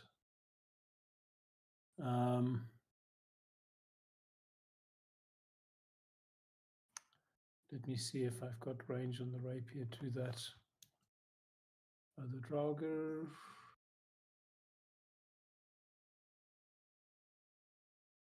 I don't. So she's going to summon the rapier basically back to her hand and cast another little flick. Where am I? At this guy. Spell. Come spell.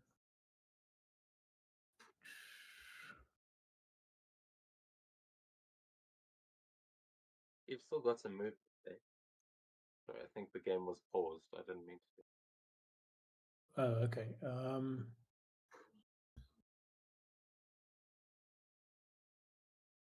I just want to get to where I can actually token collide. What does that mean? It's because of the door, most likely. There we go. And that puts it in range to move the rapier there. So first she's going to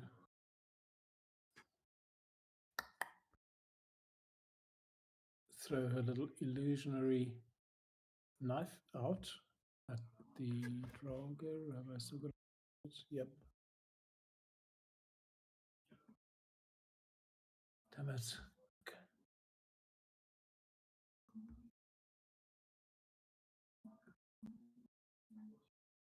And again, it only rolls damage. Yeah. So same thing. Yeah, that would have been 11 to hit, so that would be a miss.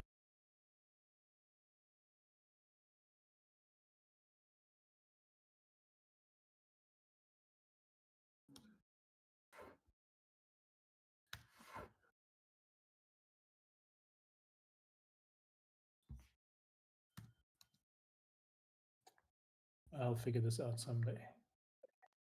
Yeah, I'm fixing the attack.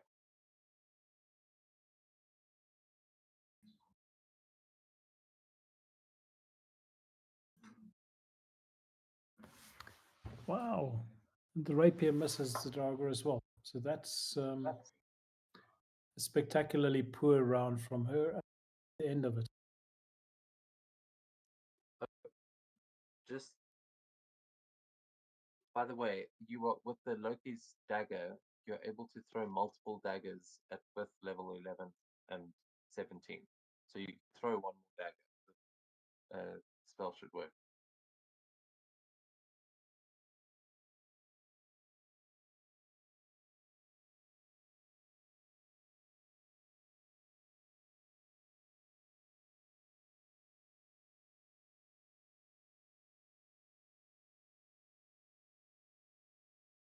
Ah, this dagger has high AC. Now, let me unmute myself. So all of her daggers and rapier. And that's the end of my turn. Yeah, just missing with those as we then go to the Draugr's turn, as it's all of these things are kind of just missing it, and it is going to charge into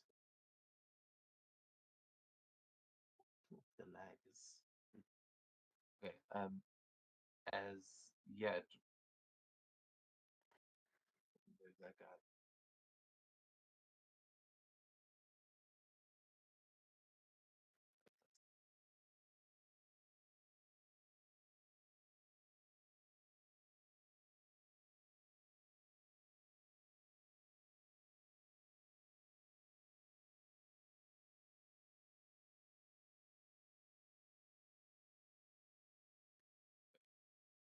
So it is going to make two unarmed attacks. It's going to make one against the dwarf and one against.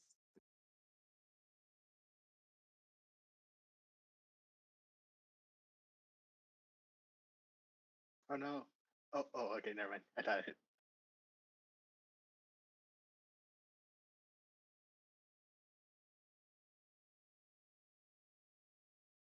And then a 7 against the construct. So it misses both of those as it just kind of clatters into this, not quite a shield wall, but a wall of bodies. And then the skeleton coming in behind.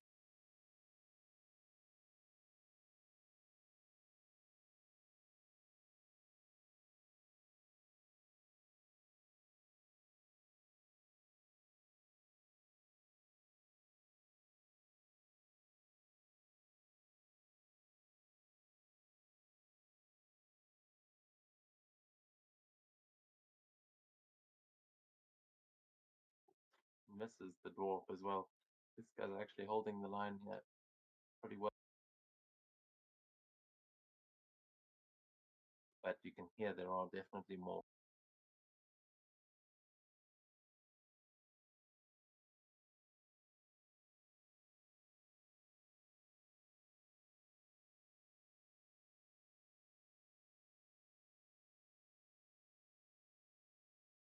And these other two are going to make short bow attacks into the room. They're going to make one attack against the construct, one against Mekiel.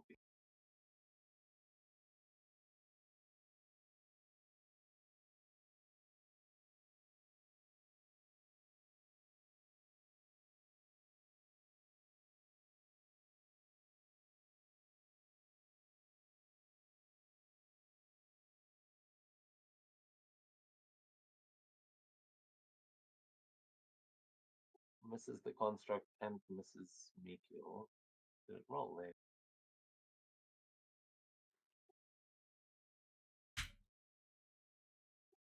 Get rolled. That's it. Oh, it did. Okay, so yeah, none of these attacks are hitting you. But it seems like this corridor is holding them for now. And Carmilla, we go to you, as it seems like the hands reaching up from beneath, they seem to be kind of ignoring Sven. Well, since they ignore Sven, and then shoot the dude.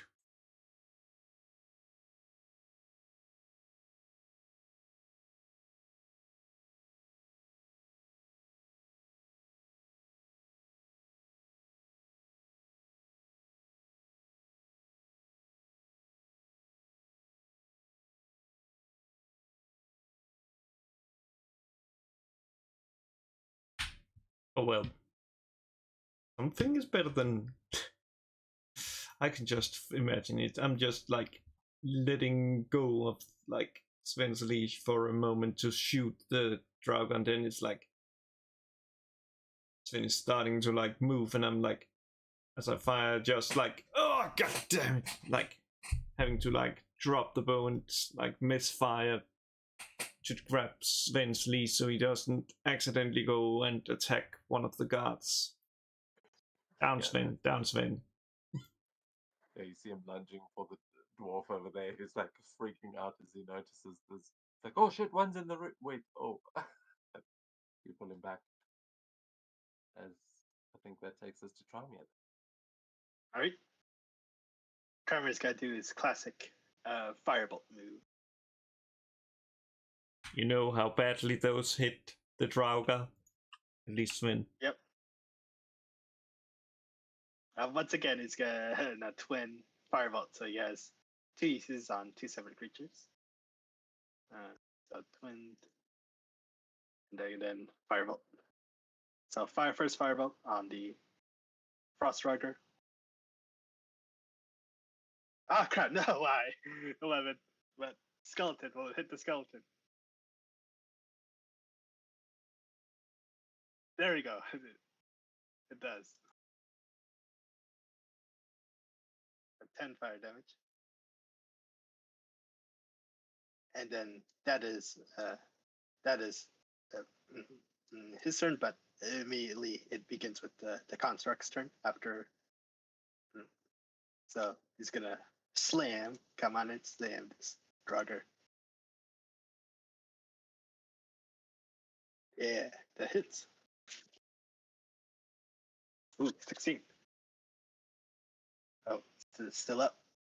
Another attack. Slam. Come on and slam. Ah, crap, no. Yep, that is this turn. Alright, that is a turn of Triper. And the construct. Very nice. Taking us to Mikil. As yeah, you see that Drago is badly hurt, and as is the skeleton. Actually, did some good damage to their front line there. Okay, well, time to just get into it. Mikkel's gonna step forward, and then he's gonna try and hit that damaged Frost Draugr with his axe. Let's see how it goes. Ah! Well, I'm gonna try that again. Yeah, there is a bit of a dwarf in your way as you move into that space. You kind of crowded in the front there. It's hard to. Hey. For 11 points of damage. And is that still up? It is just. Oh, damn. This Draugr is tough. And that must be how tough Sven is. Sven must be tough, too. Yeah, I was like, oh, okay, great. You just tie it up. Actually, quick resolution. You are standing on top of the skeleton there, so you won't be able to end your turn in that space, but you can still move. I'm standing on top of the skeleton. Huh. I see. Yeah, can Yeah, you there not, is. can you I not don't There's another skeleton there. I don't see one underneath my token. That's interesting. Okay. Well, in that case, I'll just pull back, take the opportunity attack.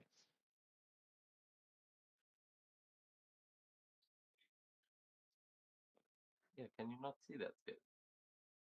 I didn't Yeah, see because one it's good. there. Like I see one there, and Yeah, it must be the blood splatter.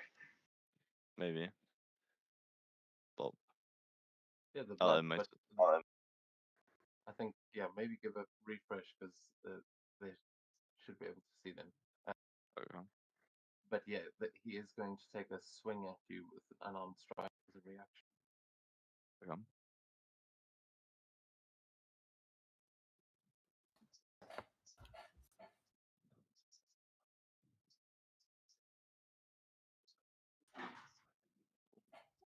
And with a 20, he misses.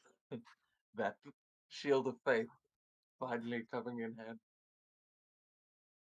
It's always been handy. Well, Beautiful. okay, so with that, we go then to the dwarves as, yeah, this dwarf in the front, he's going to try to finish off that skeleton.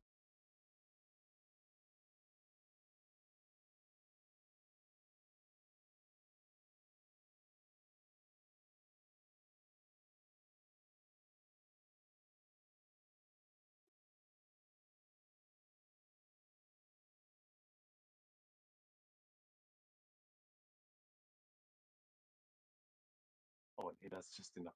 Okay, so, yeah, because he's doing half damage against these things. But because you guys had hurt him again with the other fireball, he manages to just. All right. And then Thrain is going to be. He's going to shout, "All right, the trap's in place. Everyone, move back out of this room, and we'll let them fill it up before we blow them sky high, or down into the mountain wherever they go. Come on!" And he calls the others to kind of make a bit of a tactical. Yep. And the Draugr did use his reaction against Mikkel, so this dwarf can freely move.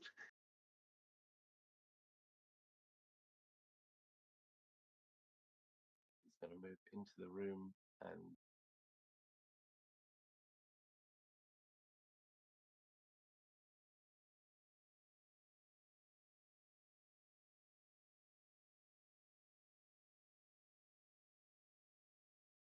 And will heroically go to the back of the pack. He's just kind of leading everyone out, trying not to crowd the place, and we go to the top of the round. It seems mostly allies in this room still, but Svenja, we go back to you. Looks like the Frost Draugr is badly hurt, but you can hear there are many more skeletons on their way. Well, I mean, shouting at everybody that we should win. She's going to still first. I don't know. Let's flick another illusionary little knives at him, at the Frost Draugr. That's an attack. There we go. Freaking finally.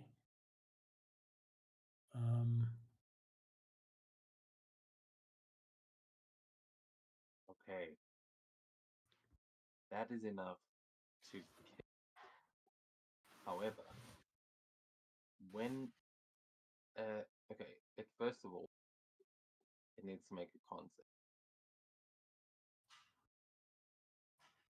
He needs to make a con save. Yeah. So the damage Yeah. taken was 5, so he has to make this is a DC 10. All right. Let's see how it does. 8. What's my? Oh. So it's undead fortitude does not kick in, this is going to be a killing blow, which means that upon dying, the Draugr explodes in a 20-foot radius. Each creature must please make a Constitution saving throw. So that's the construct and Right. Mikil. I wonder, does it Well, reach it's- Sven? Oh, actually, yeah. That does just reach Sven. It also reaches the barrel. Oh, but it's a frost though, so It is.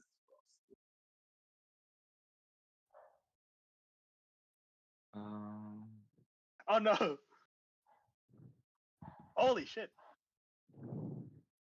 Oh no. Oh, Yeah, I'm no. gonna go ahead those and are- I'm gonna go ahead and flash of genius that.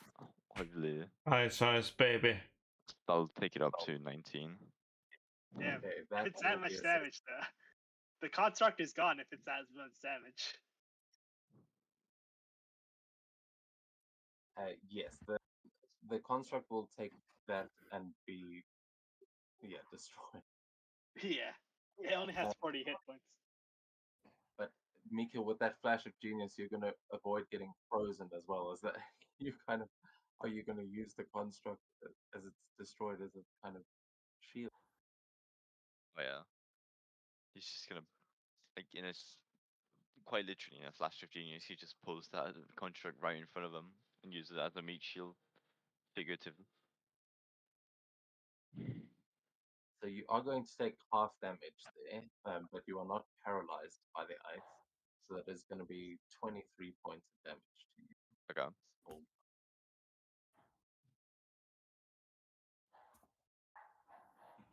And Yeah. at this point, the barrel is destroyed. It is not. It does not ignite because this is a frost.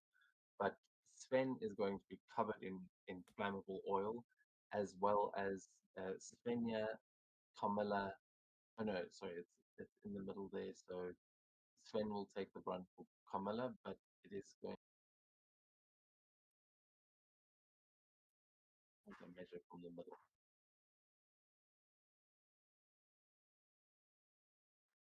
Yeah, it's pretty much it's going to get Svenja, Sven, and the dwarf. Okay. Alright, looks like Sven has a use, Carmilla. So you guys are covered in oil. This doesn't have any effect other than you will have advantage on checks to escape being restrained, which I suppose might be good for Sven. But also, if you take any fire damage, you will be set alight. And with that, we go to the top of the round again with Sven. And I know looking at the time, it's busy late, but we should be able to finish this. Yeah. Yep.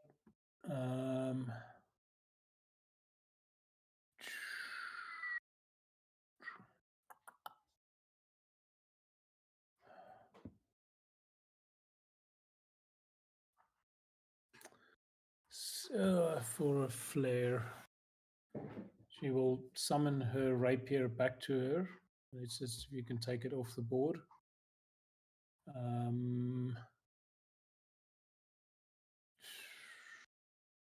And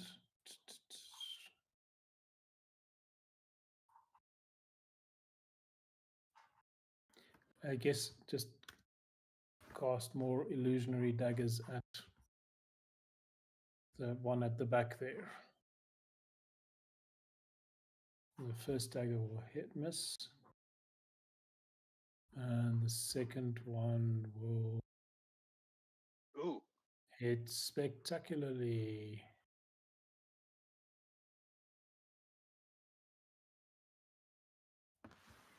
"27 points of damage." It's like the first one flashes past, and as it twists its head, the second dagger just goes essentially through its skull or something. And Absolutely, yeah. sorry. Sorry, carry on. I just because it's the last one you can kind of see there. Yep.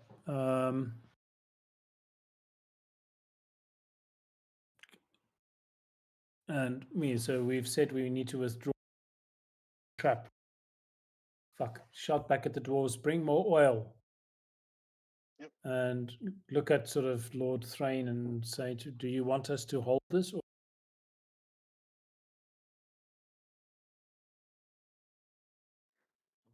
Actually, that went pretty well. Maybe we can push forward a little bit and avoid burning this room. There's another doorway that we managed to close. I'm not sure if they've broken through it or not, but I think you may have cleared most of that room. Oh, well, then forward it is, and she will move forward to next to me, and that would be my turn. Okay, so I'm actually going to say, as you have destroyed the ones that were in that room, and we are going to come out of combat here in this because I think this is where we're going to wrap up the session as the dwarves go to get another couple of barrels of oil, and you guys can move down into the next room if you want to have a look at you, where you're headed, because all the immediate skeletons, you can hear there are definitely more, and you can see that there are more underneath the grate. But when you walk in here, you might get a little bit of a better idea of what you're dealing with. The skeletons seem to have been coming from underneath, where, so it's like under the floorboards. But you can hear that there's banging coming from a set of double doors down on this side, on the left.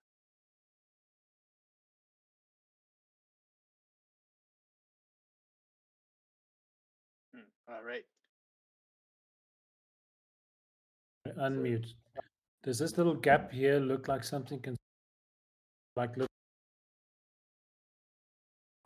That does look like a wide enough gap for one of these things like to have squeezed through because they don't have flesh, but or like because they don't have any sense of self-preservation.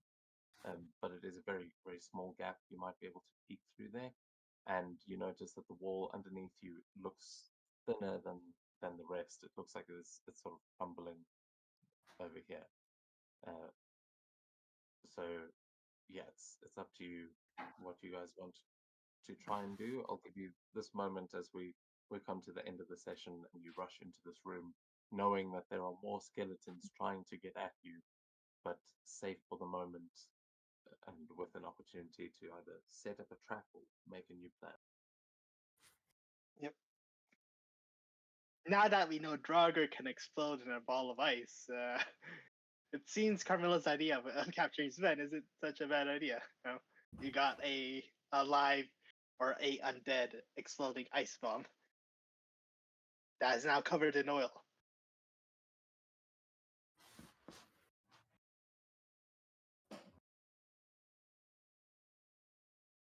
You guys hear what I said? Yep, we do. Oh, okay. Okay. Uh, I was wondering if there's a problem with my mic. There is no problem. Yep. And I must say, yeah, you rolled really well on that ice bomb that of the Draugr. Like 88-47. Wow.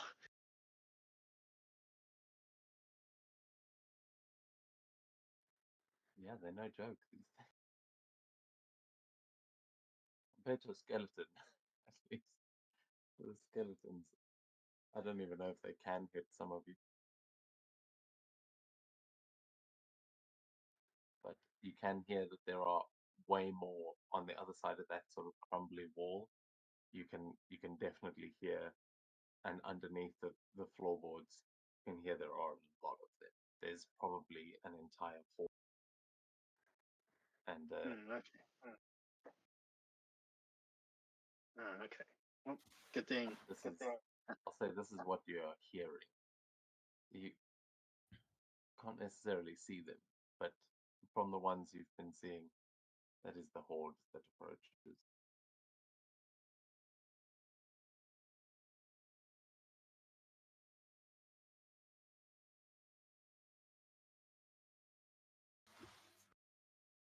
Yeah, so I do think I would like to peek down there and see if there's anything that side. And you're not going to be able to put rocks or something in there to wedge it closer for a druid. Why is there never a druid around when you need the fuckers? So can we seal this off? Is what she's saying to party, rocks or something. Can wedge in there, but not particularly worried about it. Well, I mean, it definitely seems possible, but I'll let you sort of react to what you can see on the map, as it's not hidden. If you can peek through there, like your vision should work.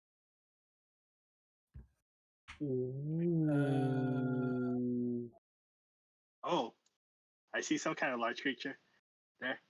You see a frost giant. Fuck. Now that I've zoomed out. Not Frostmourne. Okay. Well, you guys have fun with that. Do you know it?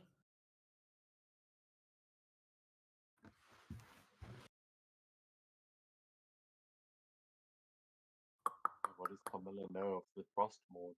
As you see this, the body of a frost giant for sure, but it has got wounds in it. It looks like it is probably undead, and you can see a spear that is driven through its back and out its front, and it is kind of kneeling as if in some sort of prayer.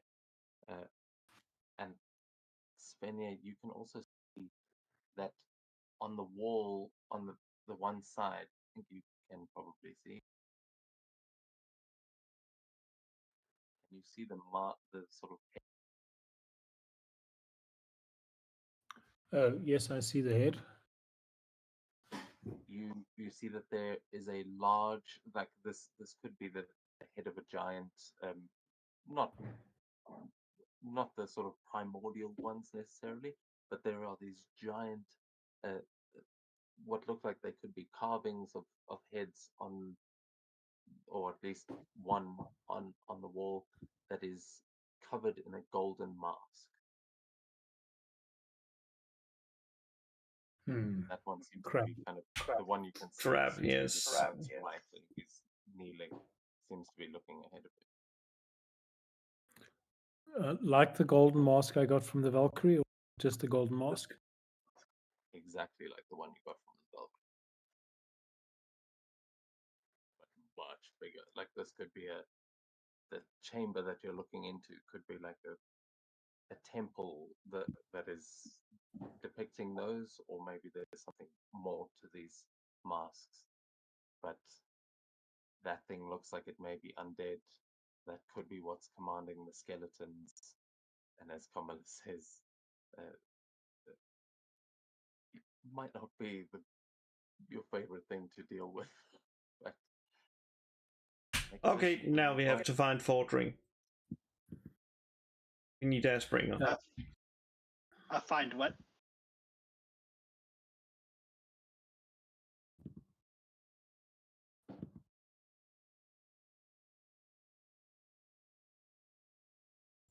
Yeah, sorry, Kamala, we have to find what?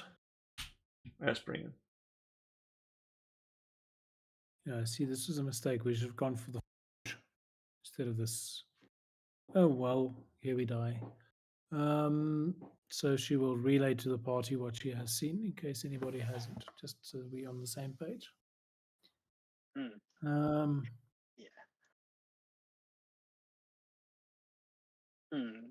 So right now we see this frost giant, and right now she's like, it seems to be in a prayer motion, and you mentioned that the helmet she's wearing is similar to like a Valkyrie helmet or something like that. No, when the one face on the wall is wearing a golden mask. So I'm not sure if Trymere would know this in game. Way back when Svenja met the Valkyrie, she gave her a mask which looks the same and said something about some sort of infiltration or something happening in Valhalla. So there's an intrigue happening at the level of the gods behind that might involve these gold masks. Okay. You can make a history check You got it. as you kind of see this and Svenja explains this to you. Yeah. Woo! Hey, nice. 23. Okay, so Trymere, you look and you see that golden mask, and you know immediately what that is. That is a mask of Lorifax, of the first elf of Arania, and the elf that took over the Titans. This could be what you've been looking for, or at least connected to it. So, like, first off, that what about the Titans? It controlled or? She is the one who stole the heart of Ymir. The first Ah, elf that all those stories about the like this is someone that only really the elves as old as you and older would really know the stories of. But you know that if that is what you think it is, then there is a good chance that you are getting close to the Titans, and you would probably want to investigate that chamber. oh, definitely, no doubt. And I must say, although we're ending the session here, Trymere does have Mitzi Step to teleport, so he can teleport in this room. Do it. It didn't get eaten. There is still the big giant that you may need to deal with, but Yeah, we will get but to no. that next week. Like, I'm tempted to try, but I don't want to, but I'm tempted. Well, you can give it some thought, and maybe we'll start next session with you checking it out. Yep. Okay. All And right now, right. this Frost Giant is like, we don't know who she is. No, Okay. there's no indication of Okay. anything like that. But yeah, you may be able to identify it as a Frost Morn. Oh, Frostmourne? Oh, would I know what that is? You can make a nature check, but yeah, you can make a nature check quickly. But we'll revisit that. Okay, just a 12, Yeah. not a high roll. Yeah, Let's that see looks if like an Svenja- undead giant. Oh, fuck. Time to go to bed, clearly. Yep. Yep. Anyway, this is a fun session. It was spectacular. Nice to fight shit again. Yep. Okay, I entering, surrender. like Svenja's a warrior. I give up. Yeah. Yep. Yep, and we're entering like a dungeon with lore related stuff at the end as the reward. So very interesting.